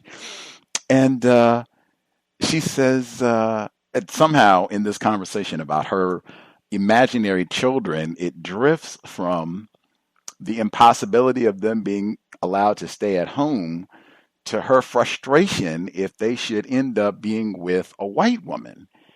And she says, she gets, in her full rant mode, and she's like, man, if they were with a white woman, I would take a knife and I would put it to their throat. Do you think I am going to raise children for all that time and have them become feverish and out here chasing white women? And I'll tell you, that note, and she was on a roll, and I stopped. I have absolutely no sympathy for any of that. That's just, a side note that is important to know for future reference. That's been the case for a while, but Black Love is a revolutionary act greatly intensified my inability to sympathize for that perspective at all. So I immediately interrupted all of this pattern. I've seen this too many times. What did I ask? Have you been romantically involved with a white man? I didn't even ask it correctly. And she came back more codified than I did. How did she answer? I've had sexual intercourse with a white man. I think she left the intercourse out. It was, I've had sex with a white man. Insert cowbell. I asked her politely if she had a blade I could borrow, because there's going to be one less feverish coon in the world today. We had a chuckle. No one was stabbed, and end of story. Hypocrisy. What can I say? Incident number 2. I am at the yoga studio, have a wonderful class. I am preparing to leave. I exit, and I hear like steps behind me. I turn, suspected racist female. Now, for context, it is, we'll say about 10:15 p.m. Late evening, dark outside, and it's about 5 blocks from the yoga studio, 5 straight line blocks from the yoga studio to my residence. So I suspected racist. She pops up. She was just in the yoga class. I've seen her at, 2 or 3 classes. We've never spoken. I recognize her face from the class. So she catches up and she says, "I love your shirt. Oh, I needed that. I wish I had that when I was in Hong Kong." Now, I've never had a white person in the 6 years that I've been wearing this shirt. I've never had a white person say, "I need that shirt. I would like to have that shirt. Can I buy that shirt?" They never, and I've worn the shirts hundreds of times now. I've never had a white person say to me, "I need that shirt. I'd like to have that shirt. Can I buy that shirt?" Never. Just, it would be some variation of, "I like that shirt." I had a suspected racist female say that to me today in yoga class. She said, "I like your shirt, sir." Very well said. Not, "I need that shirt. I like that shirt." Why would someone classified as white need a shirt that says, "Please treat me like I am a white person"? So when this suspected racist who caught up with me after the class and she said, "I like your shirt. I needed that shirt when I was in Hong Kong," I think, wait a minute, because I did have an asterisk. There was some suspicion that this individual may not be classified as white. She did have some pigmentation. It would be someone where there would be enough question that I would perhaps want to ask individuals who are classified as white without ambiguity, "Do you think this is someone as white?" If I had a photograph, so I could ask you all, "Do you think this is someone who would be accepted as white?" There was question, but then she said that the question comes back. So she explains. I said, "Why would you need this shirt in Hong Kong?" And she says, "I was there and I had an incident where a non-white person saw her, I guess a Chinese person saw her and said, 'Oh, are you a nanny?' And she just assumed, I guess she said, because they have a lot of people that come from the Philippines, non-white people, they come there and they just are nannies. They take care of children." And so she assumed that she was a Filipina woman that came there to be a nanny of some sort. And so she interpreted this as an act of racism. And she said there were other instances where she felt the people did not think of her as white. However, she also said that there were times where they did think of her as white, and she gave specific examples. She said that she was working, and at her job, she was there, and there was a black female born in the world, part of the world known as Kenya. And she said that the person who was doing the hiring was talking to her about salaries. And she said, "Okay, so you're going to get this amount, and this black female is going to get this amount," which is substantially lower. It's so, in fact, the difference was so substantial that the suspected racist, that's what I still got to call her, suspected racist, she says the difference was so substantial that I said, "Whoa, wait a minute. This Kenyan female, she has a master's in business. That's what we're doing here. She has a master's. I don't even have that." She says, "But yeah, you're a white American, right?" And she says, "Yeah." Suspected racist. She says, "Yeah." And she says, "Yeah, that's going to be your salary and that's going to be her salary." And she said, I was stunned. I said, "I couldn't believe it. They don't do that sort of thing here in the States." Now, that would be another one for me where I'd say, now, see, suspected racist, because you cannot be white and honestly believe that black people, Negroes, are compensated to the same amount as whites anywhere in the world, the United States or anywhere else in the known universe. You cannot believe that. So that's what I mean. She's still suspected racist, but she continues and she's talking about just different ways that she was treated. And she said another one where there would be question about her classification. She said because one of her parents is Italian, one of her parents is born in the part of the world known as Spain. And so, as I said, she does have a little bit more complexion, and she does have kind of a peculiar accent. She says she can speak Italian, she can speak Spanish, obviously she can speak English, but she does, she has a little bit of an accent. So, and her name, now her name, Coco, but if you see her full name, I could understand where someone classified as white might have a question about her classification. for me, because I tend to make errors, she's just going to have to be a suspected racist. And because I saw her at 10 p.m. evening, pretty dark, and I said, oh, I could see maybe where she, she does have some pigment. I saw her like 48 hours later, it was lighter, and she looked substantially more pale. Suspected racist, that's just for my own protection, and I'm willing to be incorrect on that one until I get a substantial increase in data to say, okay, this individual is definitely not white. And in fact, she said, I posted it on Facebook. When I asked her, I said, so are you white? She said, I consider myself hazelnut. Hazelnut. That's the sort of comment that I say, see, you're going to be on the suspected racist list until this problem is solved. Next, the compensatory call-in specifically, I request that individuals not use metaphors. Make that request for this broadcast exclusively. And I do that for the reason that racists frequently, they generate confusion. They do it deliberately by using metaphors, similes, analogies, a lot of times to insist that two separate entities are identical when they are not. We had fascinating metaphor use in some of the audio segments when they were talking with some of the voters in the Florida area about the governor's race. And the white woman, she said, she was talking to 52% white women, 2016, while we have President Donald J. Trump. The white woman, she said, we needed a wrecking ball to go in there, talking about Washington, D.C. We needed a wrecking ball to go in there and, just move things around. That was her metaphor for Donald J. Trump. And I thought back when Mr. Fuller said that the way that a lot of individuals classified as white, a lot of them think we had that Negro in the White House for almost a decade. That place needs to be destroyed. How dare you have a good white man or good white woman follow and come sit in the chair where a Negro sat and his Negro family and they monkeyed the whole place up.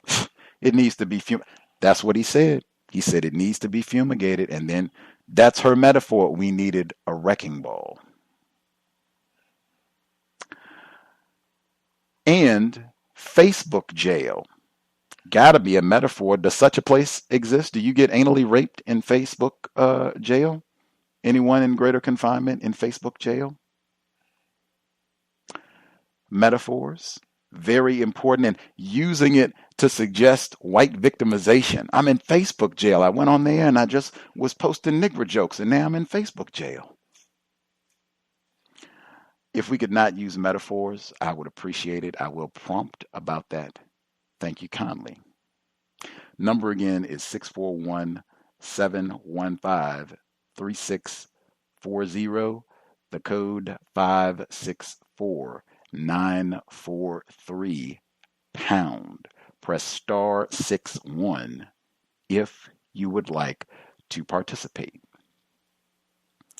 If you could take about 5 minutes to share whatever thoughts, observations you have, that would be grand. If you know you are in a noisy environment, if you could use your mute button, that would be very much appreciated. And then when you're ready to speak, if you can get to a quiet space, make your commentary, and then you can mute your line again. That way we don't have any unnecessary disruptions to the broadcast. Much obliged. And again, if you could take about 5 minutes to make sure that everyone gets an opportunity to speak at least once. Thank you kindly. First few folks who dialed in with a hand up, line should be open. If you have commentary to share, proceed.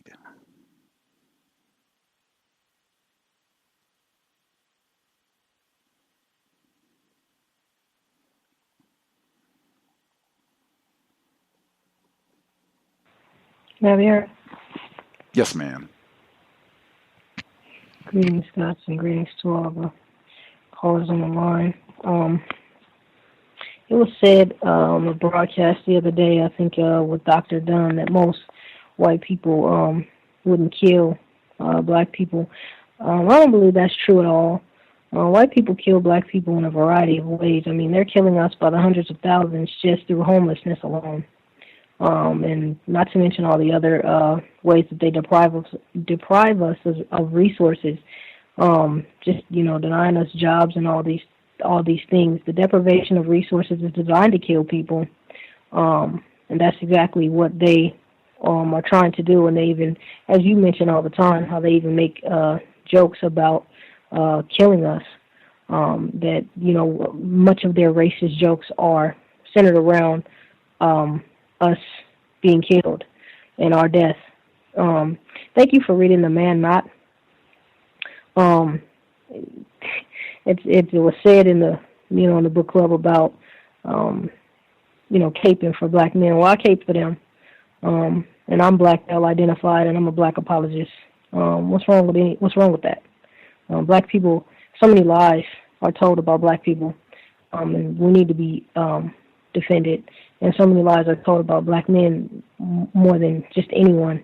And I want to make this clear as well, that when I say lies, even when I'm talking about things that are said from other victims, I'm not saying that the victims are telling lies. What I am saying is that the lies, most likely the source of the inaccurate information that the victims have spread, that they got that from white people, because when there is false information that is negative against black people, white people are usually the source, and lies are about that. The term lie is about intent, and their intent is to lie. Their intent is to slander in order to justify practicing racism.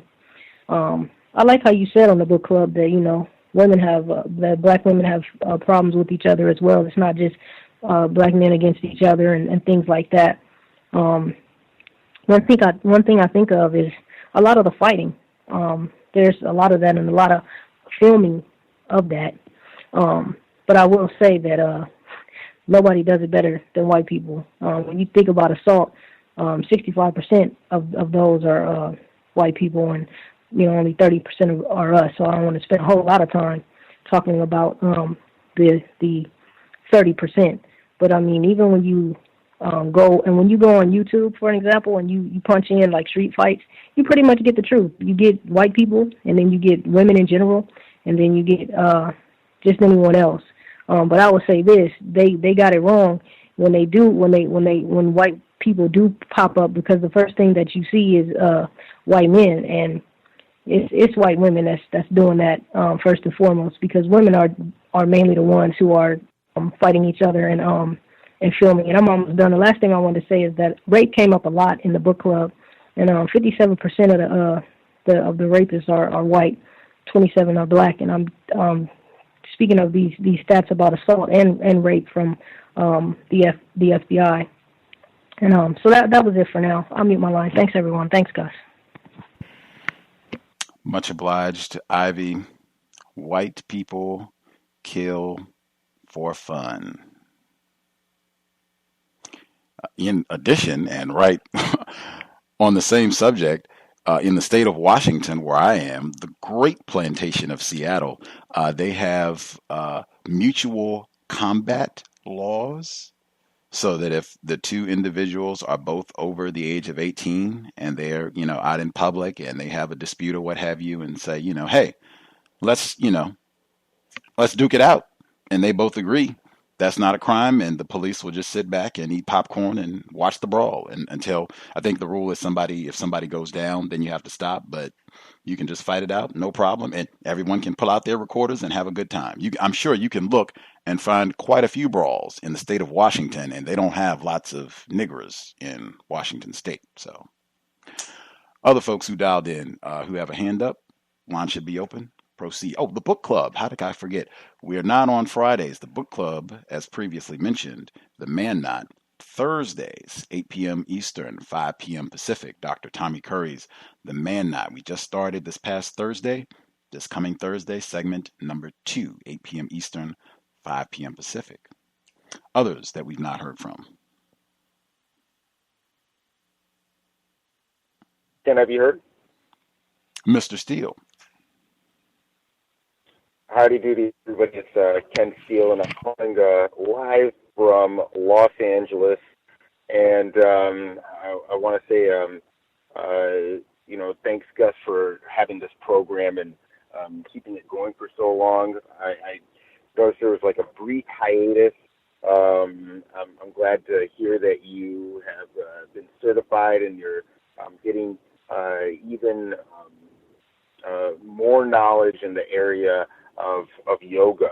And that kind of brings me to what I wanted to discuss was the shooting that took place in, I believe it was Tallahassee, Florida, at the yoga facility. I remember when it happened because I was doing an online broadcast, and I was looking up another shooting, and this shooting came up. And it became abundantly clear what it was to me very early on. It turned out that my premonitions were correct.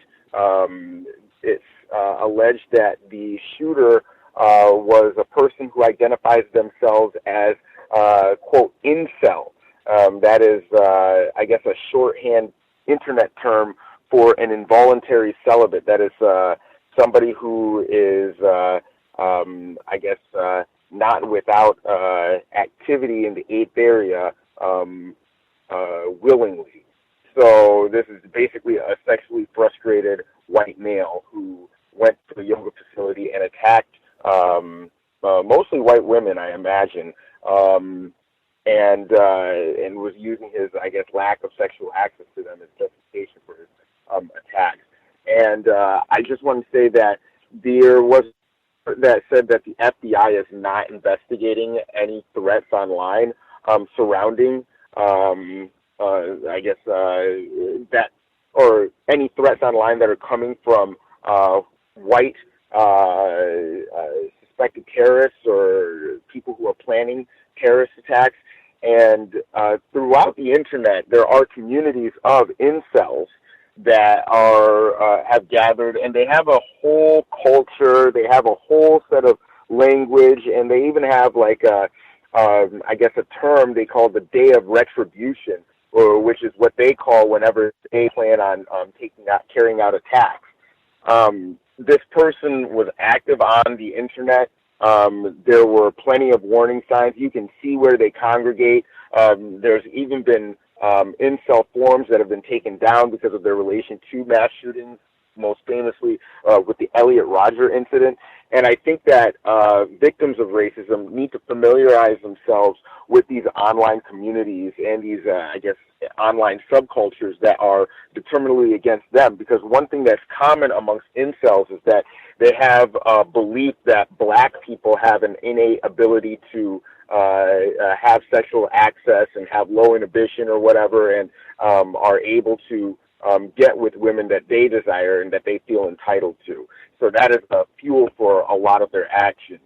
And if you go back to the Elliot Rodger case, he makes this abundantly clear that he's upset that people who are, quote, less white than he is, because he was half white, or he was half Asian, I guess. He makes, I guess, specific grievances about this occurrence. So, familiarize yourself with these communities. They are the home of terrorism here in the United States. You can pretty much predict attacks by following their posts. And if the government isn't going to do it, then it's going to be us that has to do it to protect ourselves. I'm going to go ahead and mute my line. Thank you so much.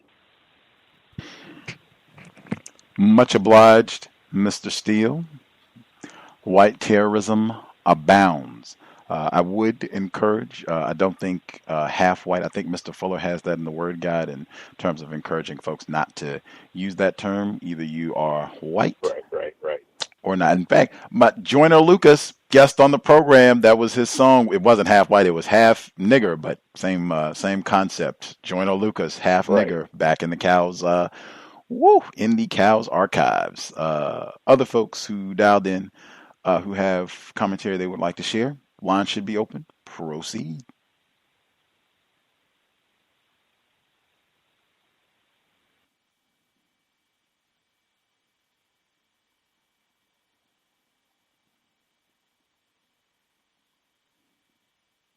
Can I be heard? Greetings, retired firefighter. Greetings, Gus. Greetings, everyone. You had some questions. I'm disappointed in myself that I missed Dr. Dunn's second appearance. And I had knowledge of it before, but I think I got tied up in something else. Well, I shouldn't say tied up. I think I was involved with something else, and it kind of distracted me from when I did have the time to tune in. I had forgotten about it until it was too late. But I think you had some questions regarding either Dr. Dunn or something about in the state of Florida. I think you were talking about the gubernatorial contest. Yes, sir. The questions for any of our listeners in the state of Florida: who, in your view, do you think will win the governor's race, DeSantis or Gillum, and why? And if you are aware about the yoga shooting, if you have any thoughts on that and how that might impact the governor's race.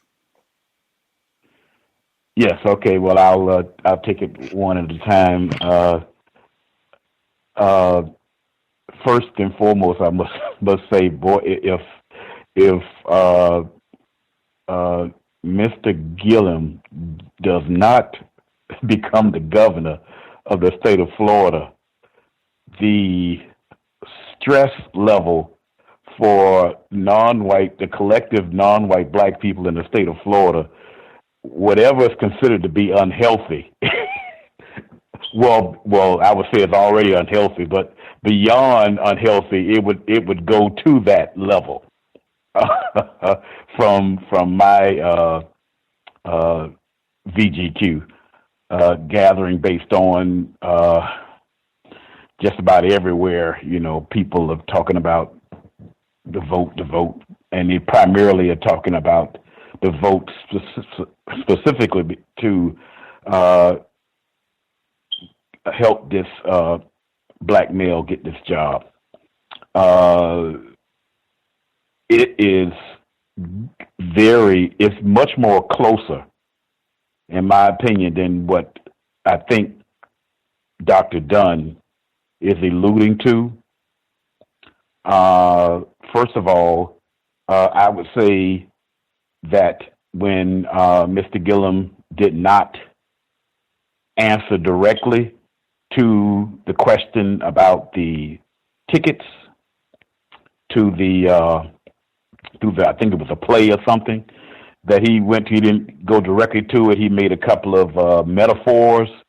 He got some applause. Primarily, the applause was from people who were going to vote for him anyway in that first debate. And then it got to a point to where he had to give some sort of answers towards it later on. I don't think that was towards his best interest.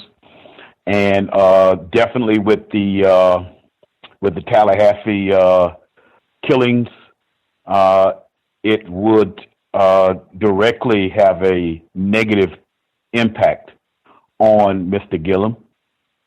Constantly, and it's got to be in the millions of dollars, in the multi-millions of dollars, the amount of times that commercials come on about Mr. Gillum as being untrustworthy. I understand from my standpoint, the propaganda, that's a part of the process, and primarily that white people do, because non-white people, non-white black people especially, he doesn't have the money to put commercials on TV, that sort of thing. The commercials that are in his favor are put on there from white people that is going to have control over his actions if he does get the job. similar to, on a higher level, I would say similar to what Mr. Obama was involved in. It's just, isolated with the state of Florida, I would presume, as far as they're concerned. But did I answer all of the questions? Is there something else that I left off? That answers both of the questions. Yes, sir. Yeah. Other than that, I just had a thought about quote unquote funerals. I'm tired of going to them as far as they're concerned. For the most part, as far as what traditionally they mean, is a waste of money, for one thing, especially in a traditional sense, going to a building called a church, quote unquote, that sort of thing. And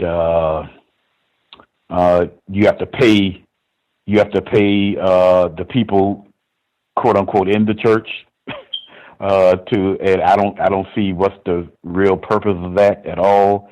And basically there's some other more constructive things that we can be doing in that process.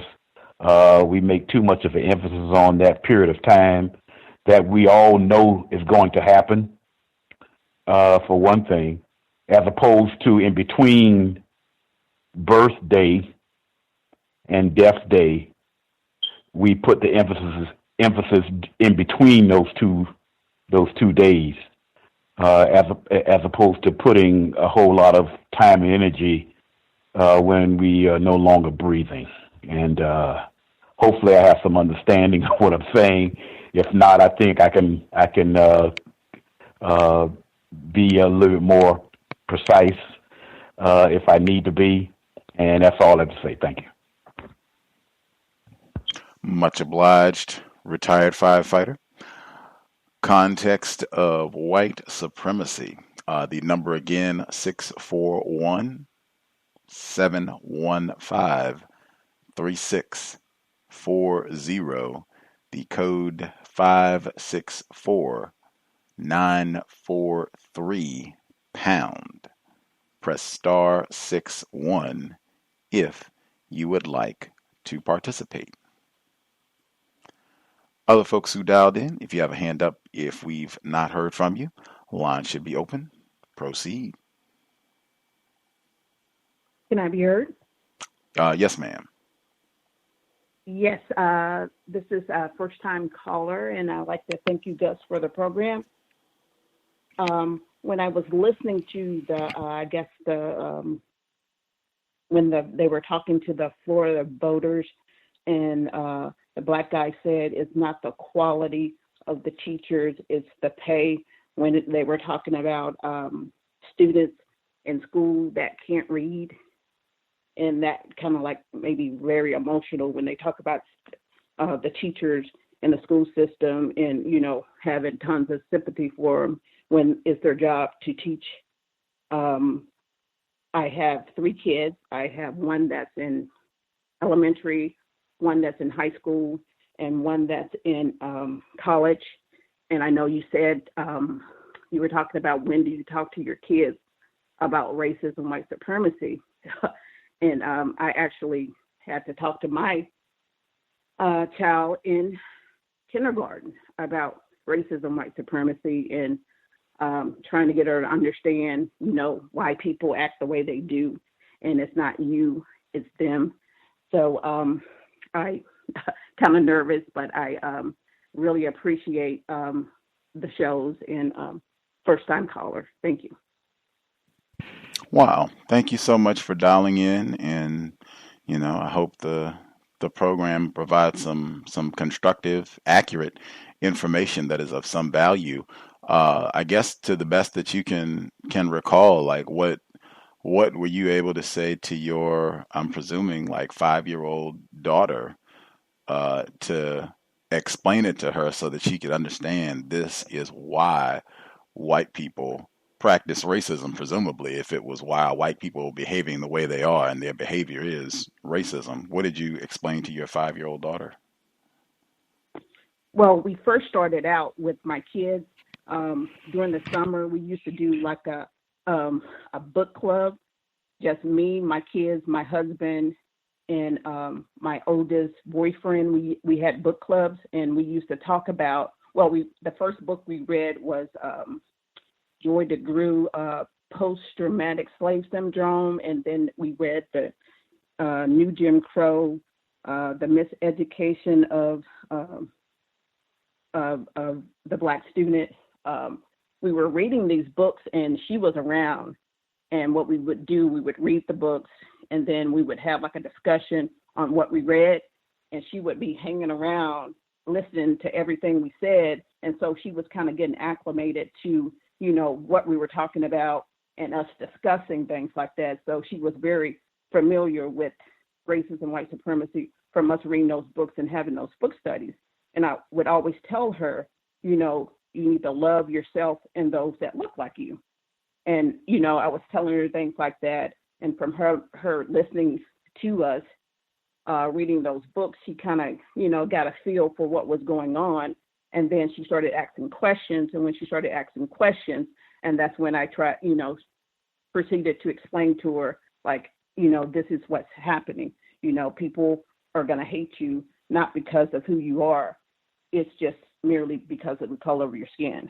And so she kind of, got familiarized with that from, like I said, from us reading the books and listening, and then, me just telling her different things while we were reading the books. Spectacular. Thank you so much for sharing. That is worthy of high commendation, in my opinion. I hear, or it's not even that I hear, I have observed so many times where parents, white and non-white, are watching television with their very young children present. And, it's whatever nonsense you can think of. Get Out, Black Panther, Power, Empire, and all the same in my view. And they'll have their young child present. It's very rare that I hear we have book clubs. We're reading text, constructive information together, and we have our young children present so that they can listen, observe us reading. Bravo. Dr. Joy DeGruy, 3-time guest on the Context of White Supremacy. Talked to her live in person at the White Privilege Conference in Wisconsin.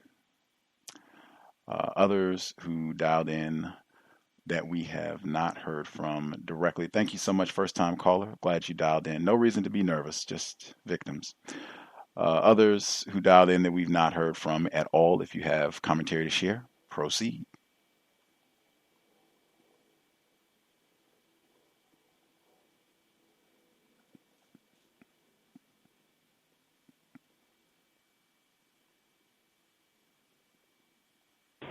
Oh, can I be heard? Yes, sir. Hey, how's it going, everyone? This is Black Male Engineer. I kind of missed most of the clips, but I did catch the one about the lead pipes. And because I work in the aircraft industry, we have to deal with a lot of metal products and corrosion. And something that touched on me that I didn't hear them talk about is that they said that the water wasn't being treated properly. So I'm not entirely sure exactly what it's being treated with, but just from my knowledge, there is no corrosion inhibiting compound that is safe for human consumption. So they're putting a compound in the water that prevents the lead pipes from corroding and from degrading and entering the water stream. But from my knowledge, there is no compound that is safe for human consumption at all. So at this point, I don't even know if the lead is even one of the main issues now. I think it might be the compound that they're using to stop the lead from leaking into the water, plus the lead. So that's something that needs to be looked at. A team of black scientists should be looking at that. I don't think that white people should be trying to fix that particular problem. I think it's up to black people to fix that particular problem, specifically a team of black professionals go in, test the soil, test the water. And that also speaks to like a lack of institutions in that we don't really know, like if the racists say that, hydrogen is oxygen, we can't really refute that because we don't have the equipment to say whether or not that's true or false. And that's something I've noticed. That's really all for now. Thank you. Appreciate the point, sir. In my view, just to emphasize, that's why it is not a metaphor. What you just described, that is the system of white supremacy. That is the explanation in terms of why there are not black scientists, a black institute, in fact, to go to Flint or Newark or wherever else and study and see, is it the lead? Is it the chemicals that are being put in? It's chemical and biological warfare, just, the details, the explicit nature of the attack so we can have a better understanding. But absolutely, and I mean, that is why I think Dr. Welsing understood that. That's why there's no counter-racist institute, no water safety institute that is black people are there and can go out and conduct the research. That is the system of white supremacy.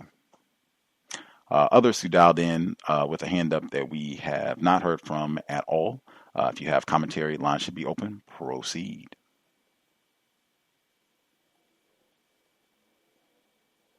Can I be heard? Greetings, Thomas in New York. Greetings, Gus. Greetings to all the callers. Newark, New Jersey. I grew up in Jersey City, New Jersey, which is right across the bay from Newark. 40,000 filters. Newark has a population just under 300,000 people. So it seems to me like they would need some more filters than that. If you correlate Newark to the Florida voting, Newark's politicians is all black. I mean, it's no people being classified as black. It's not too many white people in Newark. If you go to Newark, you immediately could tell that it's a city that doesn't have too many white people. I'll leave it at that. So, the mayor of Newark, just like the mayor of Tallahassee, trying to be the governor, is just the administrative director of the system of white supremacy. What can he do? He come out and give a speech, try not to take blame, but nonetheless, what could he do? It's been like that. When I grew up in Jersey, we were one of the first places to make buying bottled water like a part of your everyday life. You didn't drink the water out the faucet. And the chemical plants in Newark across the bay was so strong that there was like a 1-800 number we would call, and they would put another chemical in the air to take the smell out. The smell would be so foul. The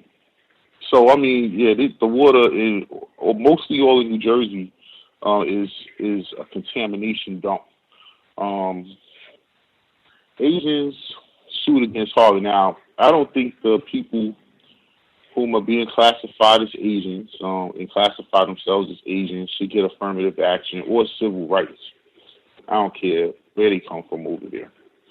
However, the importance of this case to me is Area 1, because I often hear from people being classified as black, the victims of racism, white supremacy, that economics as the sole solution to solve the problem. The most economically accomplished group of non-white people, I would say, are the Asians. Don't matter what part of Asia they come from. They come over here, especially when it comes down to business ownership. And they're a very homogenous group of people. They stick together, generally with whatever lines of language they speak. We don't. And they do much better than us. They get good grades. They go to good schools. And they have the money to pay for tuition, but they're still not white. So Harvey's like, this is America. If you're black, get back. I mean, we could go through the Weldon thing because all the other colors is going to fit right in along the Asian. I could imagine the same things happening in Brown, Penn, Columbia, Yale, Princeton, Dartmouth, all the rest of the Ivy League or esteemed white colleges right now. This is just the head of this one. The people who classify themselves as white and are also allowed to classify themselves as Jewish are white Europeans. I keep hearing about this synagogue shooting, and the two definitions for a Semitic person, a Semi is a mixed race person, and the other definition is people who speak the Semitic languages, but they didn't create that language group until the 1700s, the late 1700s, relating and donating the people who speak Hebrew, Arabic, and Aramaic. But that's a lie because those language groups are actually called Afro-Asiatic language groups. So if you'll see this the same definition, and one's real and one is made up. So the point I'm making is the most anti-Semitic people in the world are the people that call themselves Jewish. Because look at what they do to the Arab people who are actually Semitic people. And they get all this empathy from other white people, and they're allowing them to call themselves Semitic when they're not. They're white. It's just, you talk about confusing. They're a very confusing group of people. That's why I say that they're very dangerous. And I'll mute my line, guys. Thank you. Much obliged, Thomas in New York. Others who we've not heard from at all, if you have commentary, lines should be open. Proceed.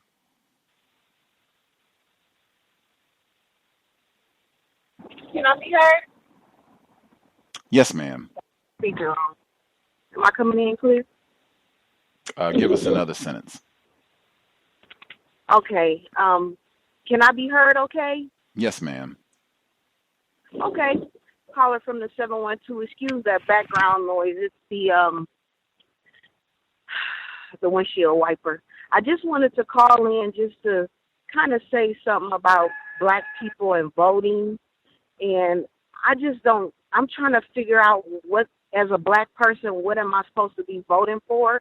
Because I've been getting a lot of flack from the older people. Well, not flack, but the older people keep telling me that I'm really not, a good stand-up black person for not voting.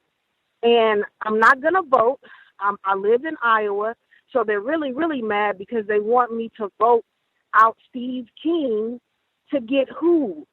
Some other person in that could be, he could be a white supremacist, so I'm asking family members, I don't know what you all want me to vote for. And can somebody tell me, like, as a black person, not just in America, but in Iowa, like I asked my family members, what am I supposed to be voting for? I think that's a great question if someone is pressuring you to vote, although I do think that it's so common, like with the segment that you heard. In fact, you can rewind before the segment. I played a clip from 2016 where someone I think is a black female called in, and she was talking about, she sounded like she might have a similar thought process, a similar way of thinking, saying if you don't vote, then, you can't be upset about anything. And, if you don't vote, then you're part of the problem. That's very common amongst many black people. And that way of thinking is promoted by racists, that if there are problems, even if it's racism, the way that you fix that problem is to go vote. You vote these people out of office. That's what they did in St. Louis. They said that in the clip.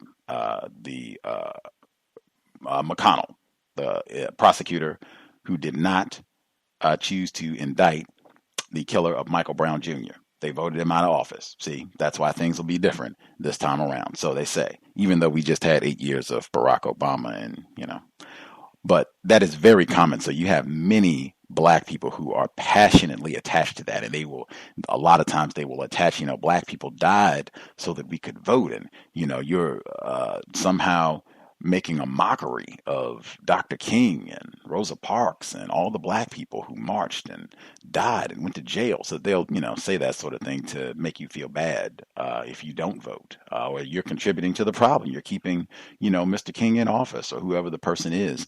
And, if you've already decided that my use of time and energy would be better spent doing something other than voting, I wouldn't even get into a big discussion. I would just, you've said what you said, and just go about my business. Like I wouldn't have a big argument about them because I've just seen where it just goes on and on and on and on. They're not going to change their mind. And if you've already decided that you're not going to vote, why waste your time and energy? I would, maybe give them as much time as you can spare to say, whatever few sentences they want. And all right, well, thank you. You've given me something to think on, and I'll speak with you later. And I would leave it at that, because I think a lot of times people just have that passion, but it's not really connected to any serious law. I mean, we just had 8 years of a Negro in the White House, and our situation did not improve very much at all, unless I'm in error. Yes, and they won't use the logic, and we've been voting for a long time. You can't tell me what am I supposed to be voting for.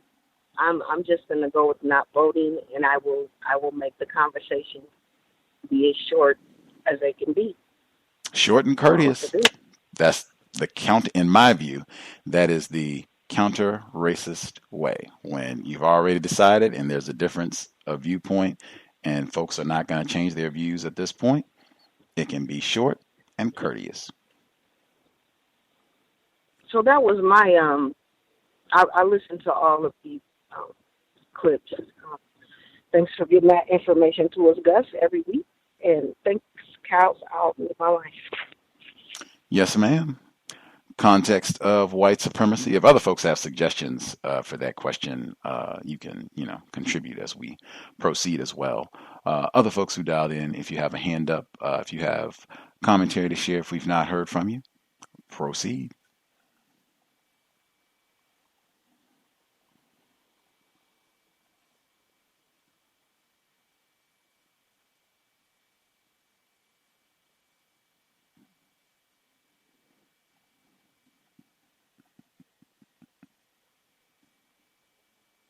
While I'm waiting for folks to get their thoughts together, I was emailed a freshly minted version of The Hate You Give, Abomination. I thought I had made that explicitly clear. There is I can't even put an amount on what I would have to be paid to view The Hate You Give, like in its entirety, where I couldn't, just watch 5 minutes of it and say, oh yeah, I watched that.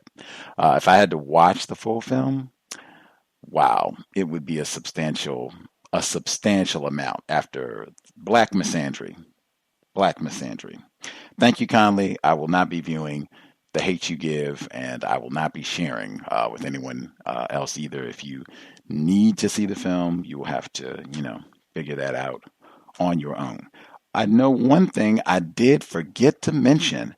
If you heard the audio segments, if you heard the segment where the black females were talking about voting, and they were talking about the power that black female voters have, they had one black female specifically, and she said that she's married to an enforcement officer, and I guess they're at some sort of event, and the officers are there and they're talking, and they were saying something, or she said that, I guess one of the officers said something to the effect of, this person fit the profile.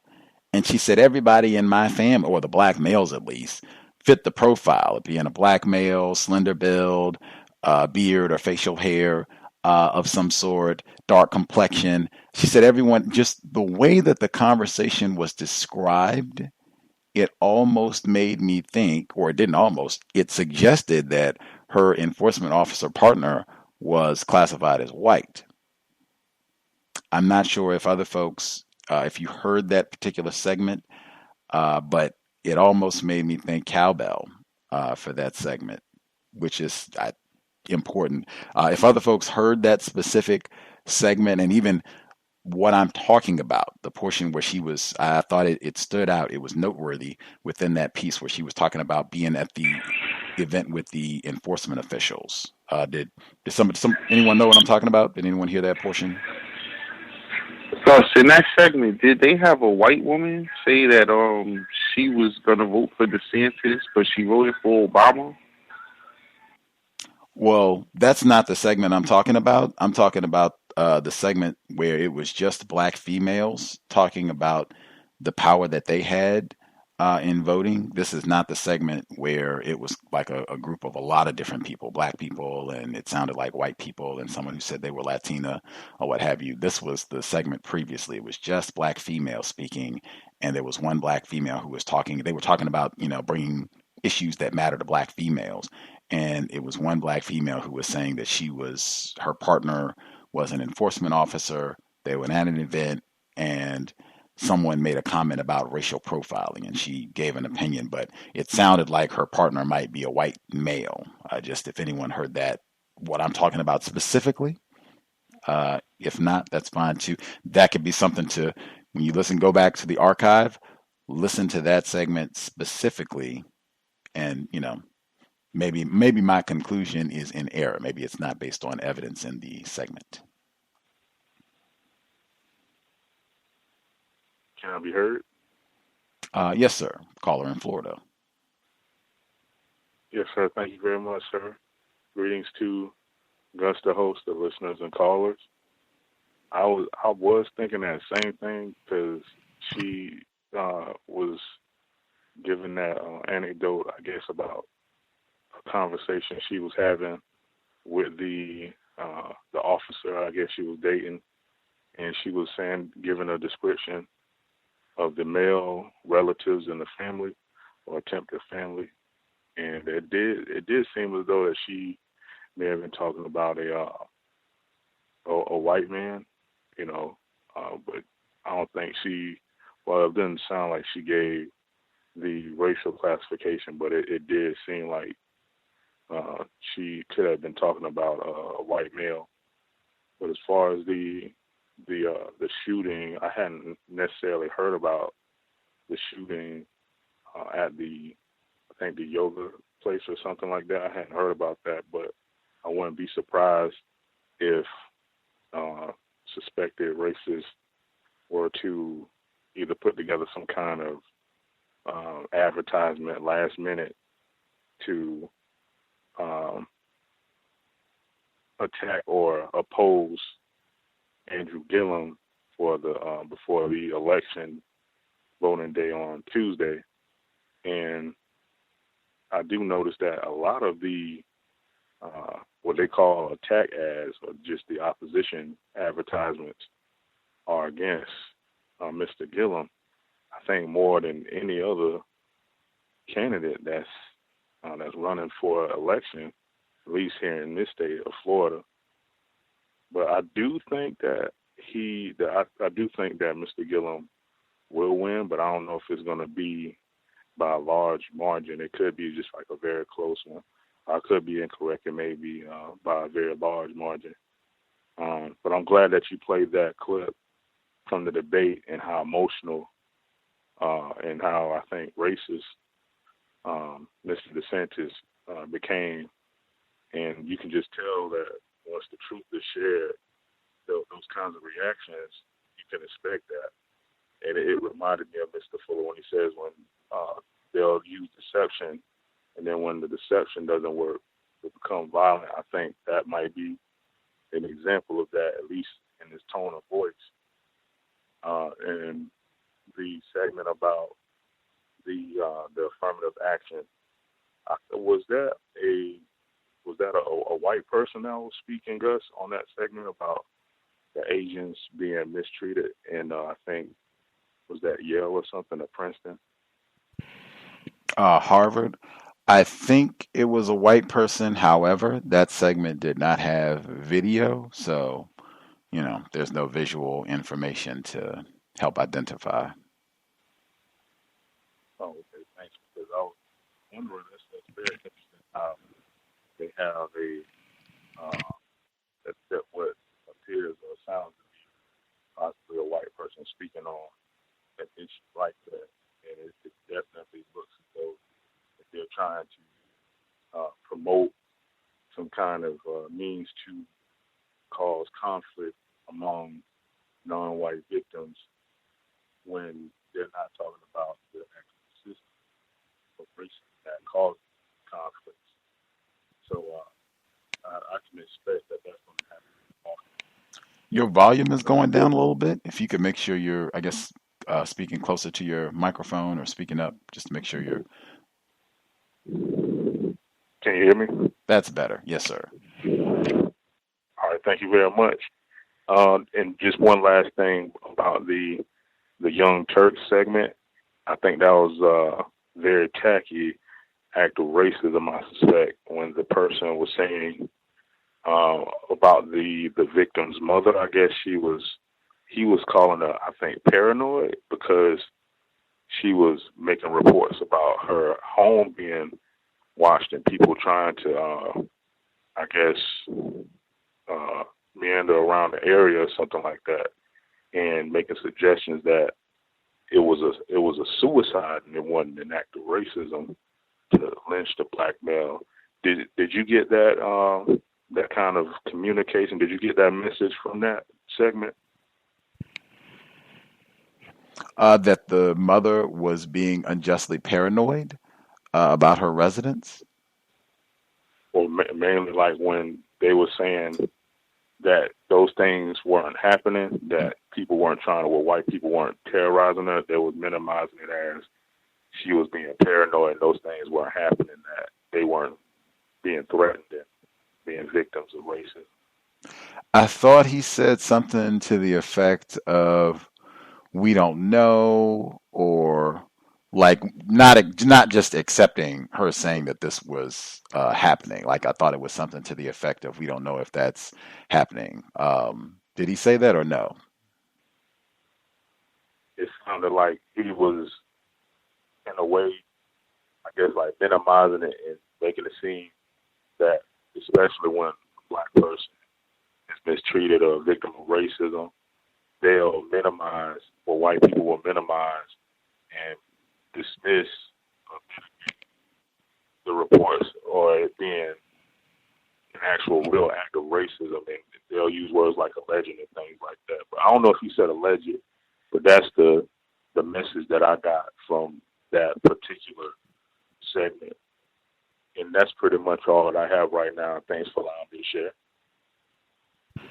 I'll have to go back to listen to see exactly what he said in that portion on the Young Turks, to be precise. But you said Gillum. You think Gillum is going to win a close one? Yes, sir. Gotcha. Retired firefighter, did you pick a winner? I know you said you thought the election is going to be a lot closer than what Mr. Dunn said. Did you say whether or not you thought specifically DeSantis or Gillum would be victorious?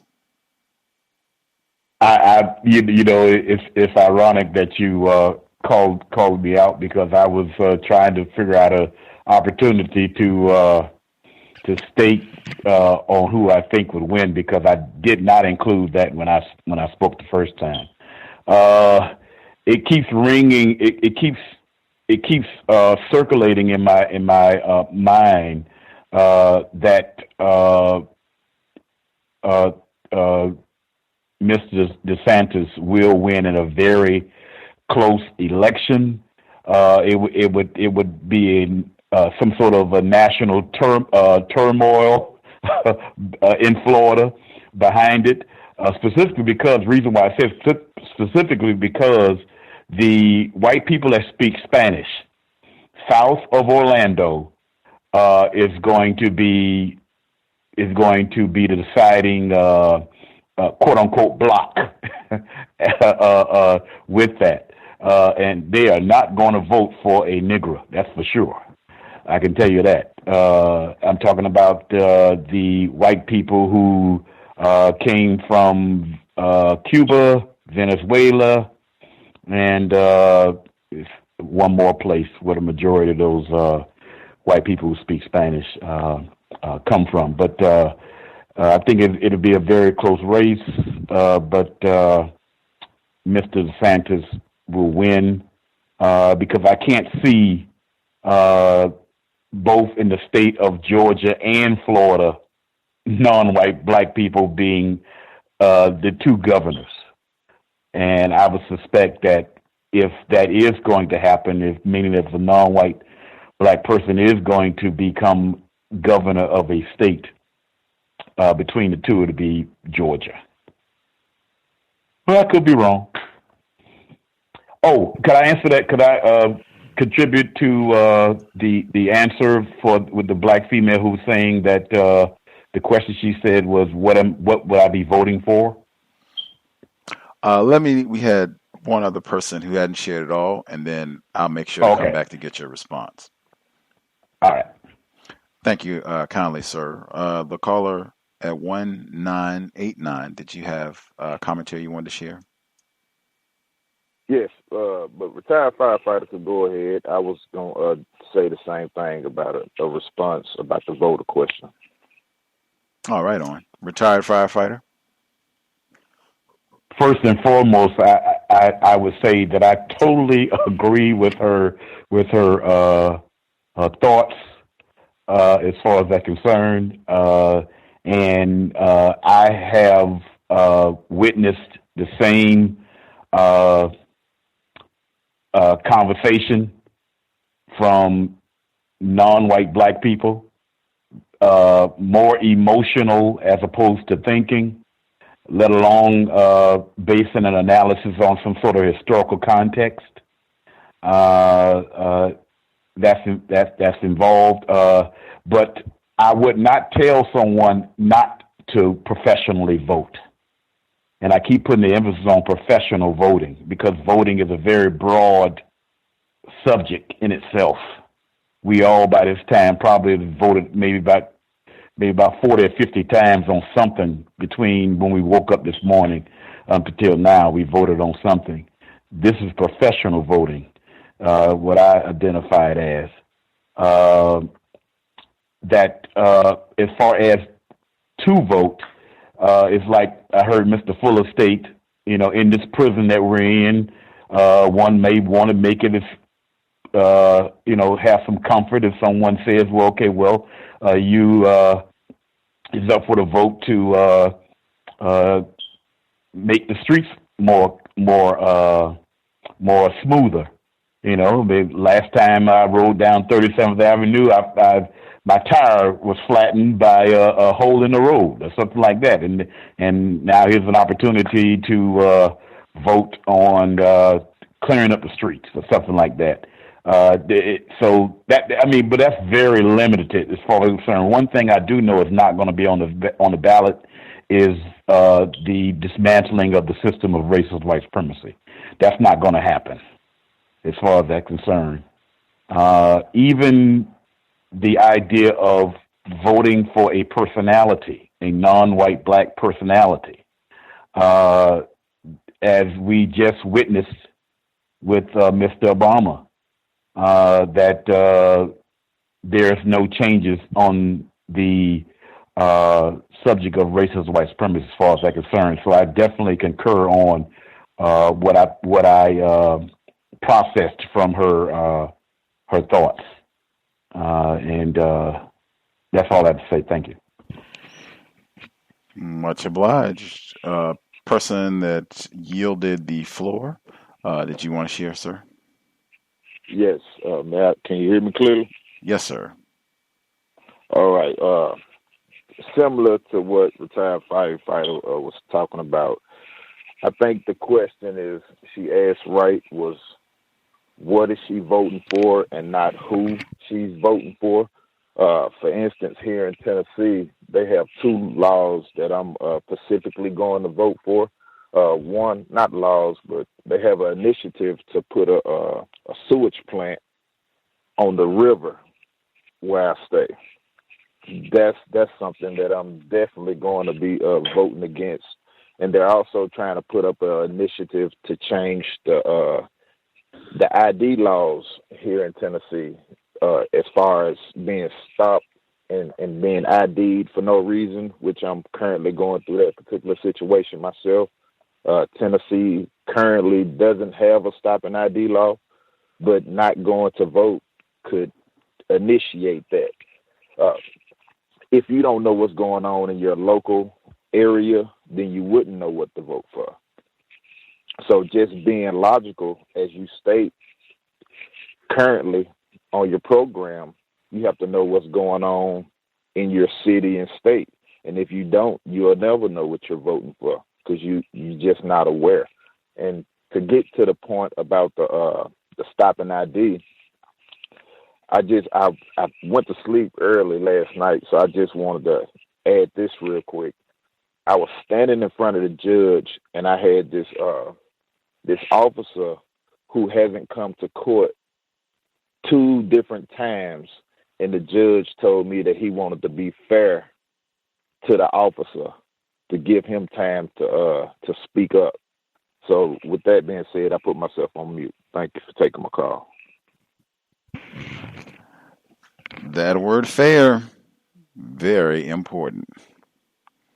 And I certainly agree. The system of racism, white supremacy, local, national, global, really universal, but certainly it can be helpful to, and I think even retired firefighter was talking about, hey, voting, maybe they'll, put in a new set of stairs at the library, put in a new post office on the street or what have you, put in an extra stop sign. That might be helpful in terms of your local plantation. But as he stated, you're not going to be replacing white supremacy with justice at the ballot box. So local things that are important to you and how you are functioning on the plantation, absolutely, that can be something to vote for.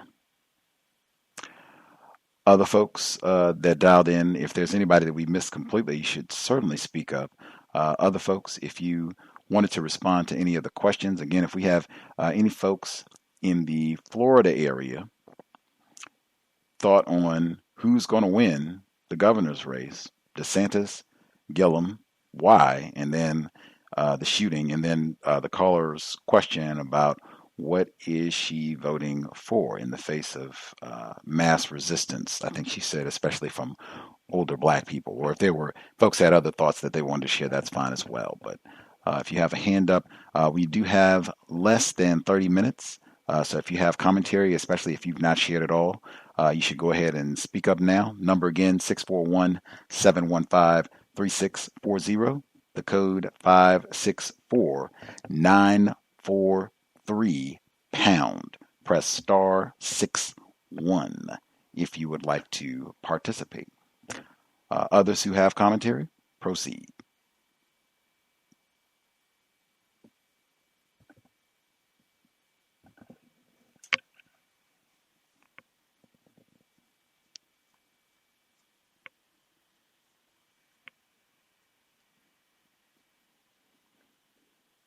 Everyone satisfied or everyone just spectating?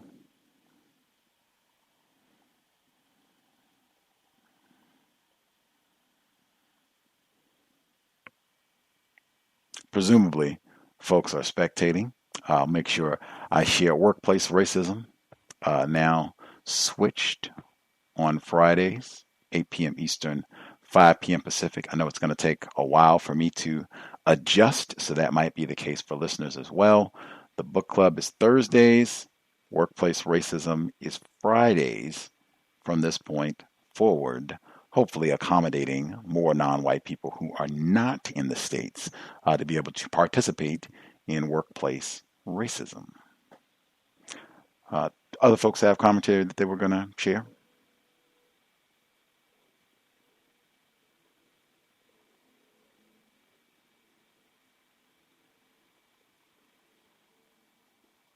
Still being spectators. Oh, let's see. Other person that dialed in, I guess you're on a Skype line or whatever it is. Is that me, Gus? Yes, ma'am. Yeah, I got disconnected. So I had to call back in. Yeah, thank you for unmuting the line again. I wanted to say, as far as the voting is concerned, what I've observed is white people do what they want to do, and people complain all the time that this is not a democracy. Remember a long time ago, everybody voted. I want to say it was in a specific place, but it might have been all over the country. But they voted against homosexuality and some laws regarding that.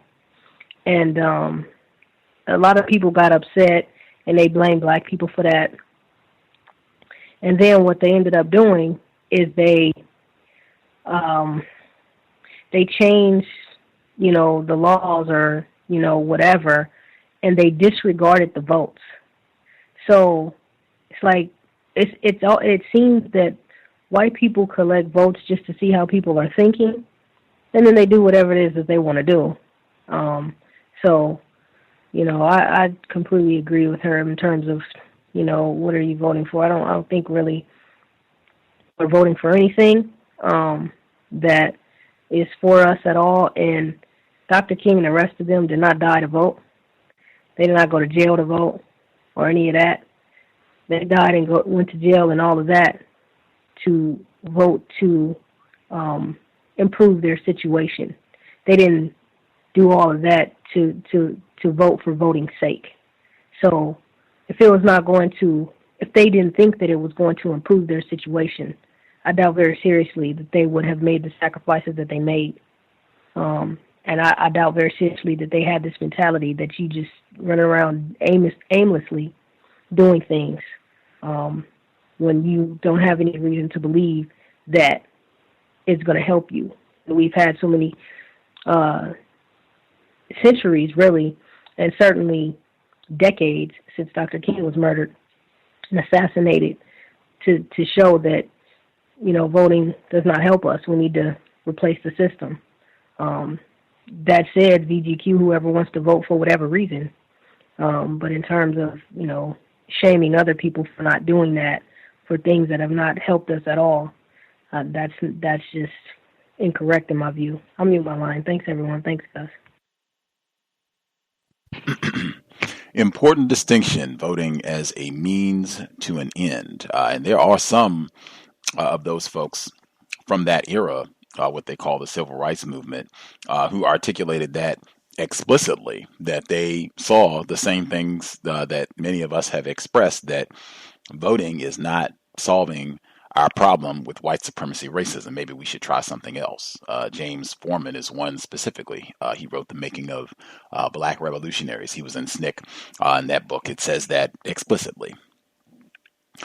Other folks who dialed in, if you have commentary, wanted to respond to any of the questions that have been raised, feel free.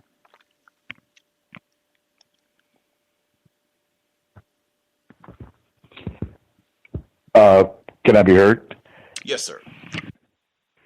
The last two commentaries, in my opinion, was right. Was very accurate as far as voting. It primarily was only idealized as a potential tool, not the ultimate answer to our problems, including the people who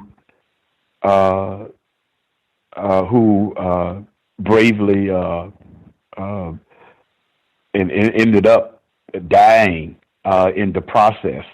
It wasn't just for the vote. They were speaking in a lot of cases directly to the global system of racist white supremacy.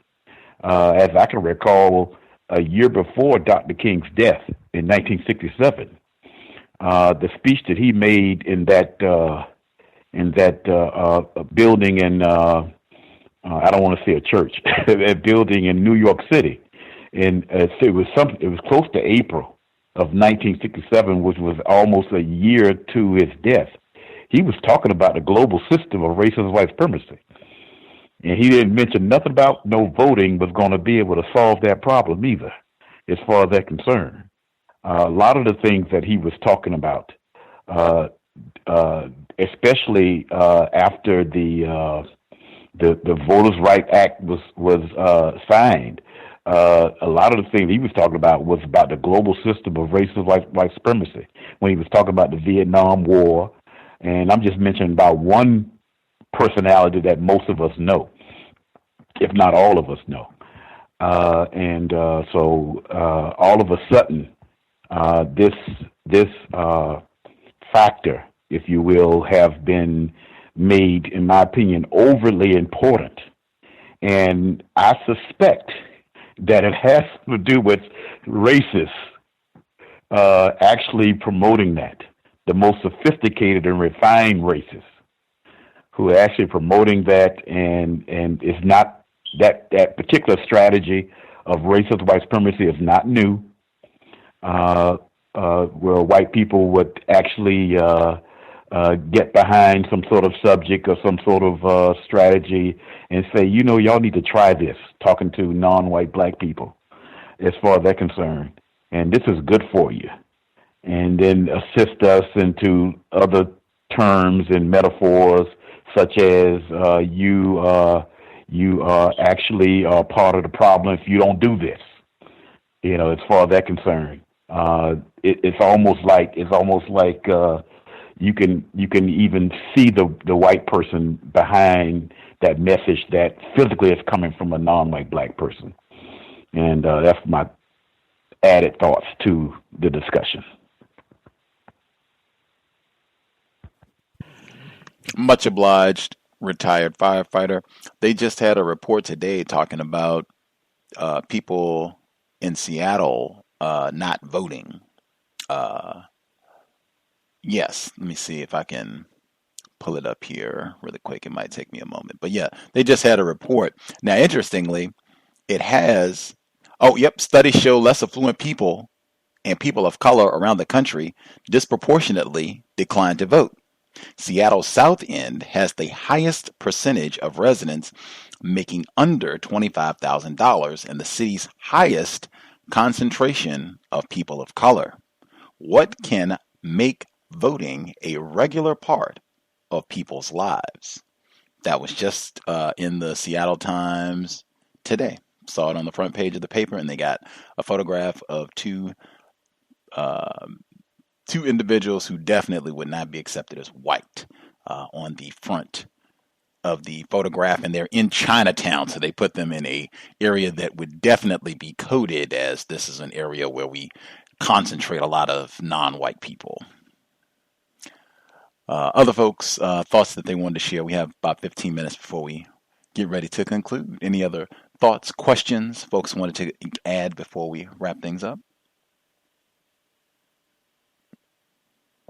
I just want to add, let's call it from the 712 again with the voting question. I just want to add, I'm not voting, and I wouldn't suggest nobody else that look like me to vote. I would tell my children not to vote, and I just don't understand where the passion is, and people are not using logic to understand that that's not the answer. And I just feel like people are they just want to be included in something at this point, and something that that white people are a part of. So I'm not voting, and I wouldn't suggest anybody else voting. And to work on the bigger problem. Before you mute, so even school board, sanitation department, who's going to collect the rubbish, even, those local offices, you wouldn't vote for that either. Superintendent? I'll be honest, I wouldn't do it. I wouldn't do it. Right on. I just wanted to know. Thank you kindly for your answer. That is, some folks have said, it's just not worthy of my time and energy moving forward. One of the folks wrote in, they said, I happened upon a C.O.W.S episode where you developed a code. I'm not saying all white people are racist, but, and then the add-on, that's not something that I say on a regular basis, but anywho, I have a suggested revision. Hold on a second. I have a suggested revision. I will never say that all white people are white supremacists, but what I say is this. The John Browns of the world have yet to successfully mount an offensive whereby the global system of white supremacy is replaced by a global system of justice, and that raises the question, why haven't they? Now, of course, on the compensatory call-in, I would say something about this, but I didn't have to. I just keep reading. Please forgive my metaphors. Was there someone that was going to comment? Yeah, can I be heard? Mr. Steele? Awesome. I got a question for you, Gus.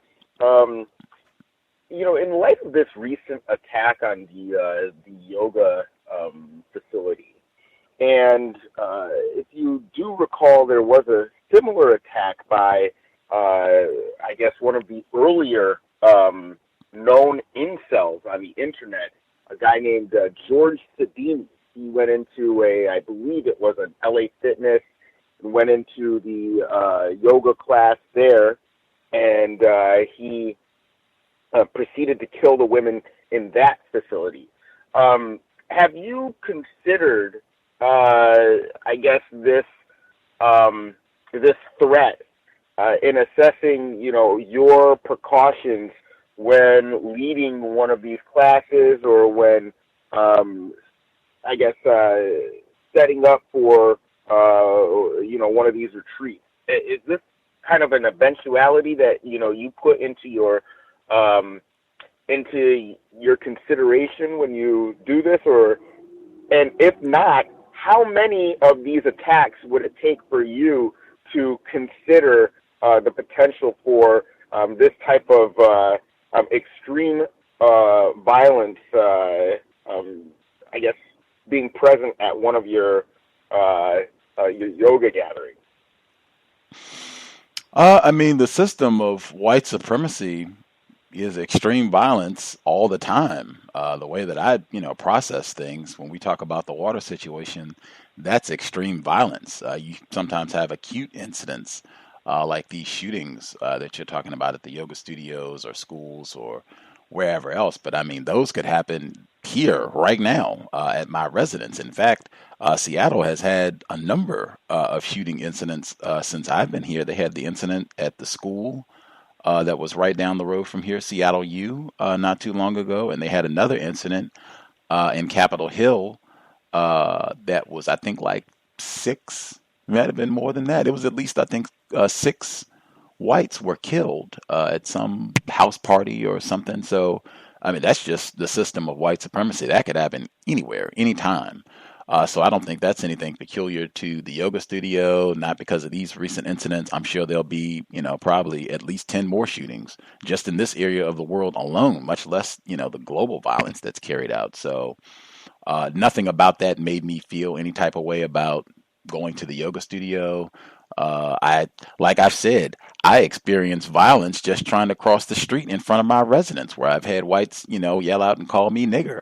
And act like they didn't want to slow down for me to cross at the intersection. So nothing about the incidents made me feel any type of way about going to practice or organizing classes or yoga retreat. It didn't change my assessment any more than it already is, that we're in a system that demands violence all the time, especially against Black people, yoga studio or no. Did that answer the question, Mr. Steele? Yes. Now, my question is, how many attacks specific to a yoga studio would it take for Gus T Renegade to say, let me consider how I'm moving about this particular environment? When I was kicked in my head, that was enough. I did not need any of these shooting events, and even before that, I shouldn't be snickering. Seriously, when I was kicked in the head, that was enough. I didn't need any of these shooting incidents, and even before that, it's an environment with what I've already said: suspected racists, suspected race soldiers at minimum, that alone should be enough to say, man, I don't know if this is safe. Anything could happen. And the kicking incident, to have an acute and something that personal happen. So I think that is something that should be considered anyway. And I'd had conversations with a number of black people who already said that they already felt that way. Without these shooting incidents, they already did not feel that that's, a safe environment. That's not an environment that they would feel comfortable wanting to do yoga. I just talked to a black female. In fact, she said she was supporting the idea of me doing prenatal yoga because she said I would not want to take a class. Even if you were going to be present, I wouldn't want to do it if there was going to be a white instructor and a lot of other white people present. Like, I would be much happier to do it someplace outside of that, super racist dominated environment. So I think that's that. Even without these shooting incidents, people should already be thinking in that way. Is this even safe for me to be here and practice, even without these shooting incidents? Does that answer the question? I was looking more for a specific number. Like, if you saw 5 of these incidences occur, you would say maybe I should get a gun or something like that. I don't know, or stop going. I was just wondering, like, a specific number of 0 of shooting incidences. 0? Okay, I'm just yeah. Thank you so much. Now that answers my question. 0. That thought process, I think, should already be there without any of these. I mean, how many shooting incidents had there been before this yoga incident? That's what I mean. Like, that's the system of racism, white supremacy. That should already have been there. It shouldn't require any more shootings anywhere at any venue, given what we see on a regular basis. May I make a quick, something to add on to what you said about about people saying that they have apprehension of going to a yoga studio or a yoga class or a yoga setting. I was talking to my psychiatrist, who is a suspected race soldier, and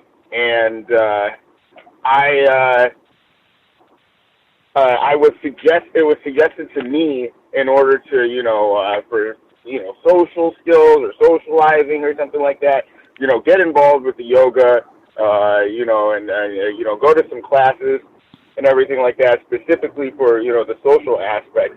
And honestly, I don't think I could articulate this to her in a way that would make sense to her, but I definitely did not take up that suggestion, specifically because I just see those places as you're a sitting duck. That's like one of the most. That might even be one of the poses. It feels you feel very exposed, not only to violence from the outside of that facility, from attackers that may want to attack a group of women, but from within, because there's just all sorts of threats of any sort of impropriety that your presence may elicit in the minds of the participants that are there. So I was just wondering, so I guess I wanted to make the comment that person that made that comment to you that they don't feel comfortable going to a yoga setting. I don't think that person's assessment, they're alone in that assessment. I share that sentiment. I have genuine apprehension about those settings. That is very logical in the system of white supremacy, and why I am a yoga instructor and trying to be certified so that I can be competent. Retired firefighter? Yes, I while you guys were talking, in local news down here in South Florida, Miami to be exact, they were just talking about the incident, and they did interview Mr. Gillum on it. And I was just wondering if anybody wanted to hear it, because I stopped it. So it's about maybe something like a 30 second to a minute clip. Let's hear it. All right. say something if you can't hear. Say something if you can't hear the volume. Here it goes. And have more. Just minutes after a hot yoga class was scheduled to begin, shots rang out. Tallahassee police say an Army veteran walked into hot yoga Tallahassee Friday evening and opened fire. Investigators say people inside the studio fought the man, hoping to stop his violent shooting spree. And tried to not only save themselves but other people, which is a testament to their courage. Most of them survived, but 2 women lost their lives. They've been identified as 61-year-old Dr. Nancy Van Dessem and 21-year-old Florida State University student Maura Binkley. White females. Others were injured, including one woman who was shot 9 times. Tallahassee Mayor and Florida gubernatorial candidate Andrew Gillum met with the victims and reassured survivors. I would ask that the community continue to lift up the victims, those who are still recovering from their injuries. On Twitter, his opponent, Ron DeSantis, called news of the shooting heartbreaking and said he was praying for the victims and the community. Police say the gunman, now identified as 40-year-old Scott Paul Beerley, turned the gun on himself and was found dead inside. Investigators say he acted alone and there's no threat to the community. The motive for the shooting is under investigation. That's basically it. And both, and what you heard out of both candidates is basically just routine that that candidates are going to say, nothing specific or anything like that. Much obliged. It'll be interesting. Can I be heard? The next, I heard you, Mr. Thomas. It'll be interesting to see the next 3 days, particularly if there are any updated ads in reference to the shooting. Thomas in New York? Yes, very interesting. I'm surprised there wasn't an attack yet on the fact that there was the shooting by the opponent.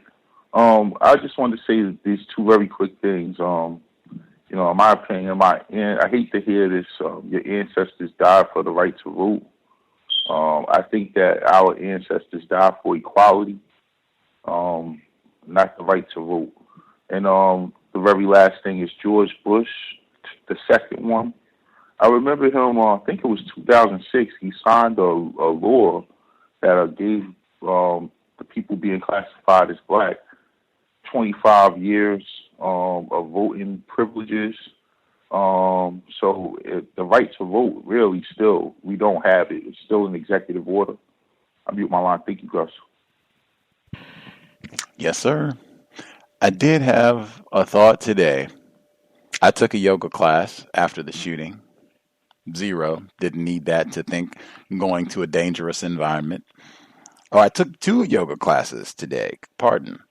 So at the second yoga class this afternoon, of course, I always wear my yoga shirt. And I do think, and I thought today as I'm walking, only black male in the room with my shirt on that has the C.O.W.S logo. Now, wow, there are a lot of black people who say, and logically so, that they do not think it is safe and or comfortable to practice yoga in this environment.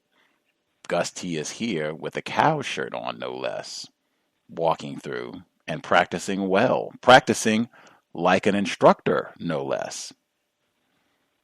And still of the opinion, or it's not of the opinion, still able to say truthfully, I have never said in all of these years, I am in the great plantation of Seattle, and I am disgruntled that there are not more black people here. Anywho, we will call that a broadcast.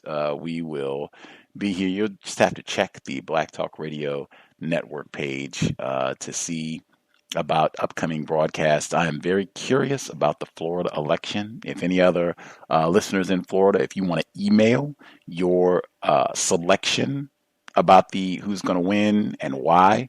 If you want to, email your predictions, I will be watching. Might even see if we can come on the air if things are particularly interesting Tuesday evening. If our Florida listeners are watching, perhaps they can chime in. They say this is an election that people are paying attention to across the country. I am going to select DeSantis still, thinking DeSantis is going to, anytime it's close, there's any question, system of racism, white supremacy, I'm going to wager on the white man. That is a broadcast. Once again, sobriety would be best under conditions of white terrorism. Dr. Welsing, many of the others that we esteem would certainly want us to preserve our brain computers so that we can make spectacular decisions, crank out new concepts to help permanently solve the problem, racist man, racist woman. In addition to being sober, each and every time that we are in a vehicle, let's be buckled up, passenger or driver. Let's do all that we possibly can to minimize contact with race soldiers, badge or no. That said, Creator, we ask that you help us remain patient with other Black people, victims of white supremacy. We ask that you help us remain patient with ourselves. Remind us to demonstrate the highest levels of Black self-respect at all times, in all places, each and every time we are in contact with another Black person. It has been time. Replace white supremacy with justice immediately. Cal signing out. Thanks all for tuning in. Nigga, you so brainwashed. I'm a victim, brother. Problem. You're a victim. Yeah. I'm a victim of 400 years of conditioning. Shut up. The man has programmed my conditioning. Even my conditioning has been conditioned.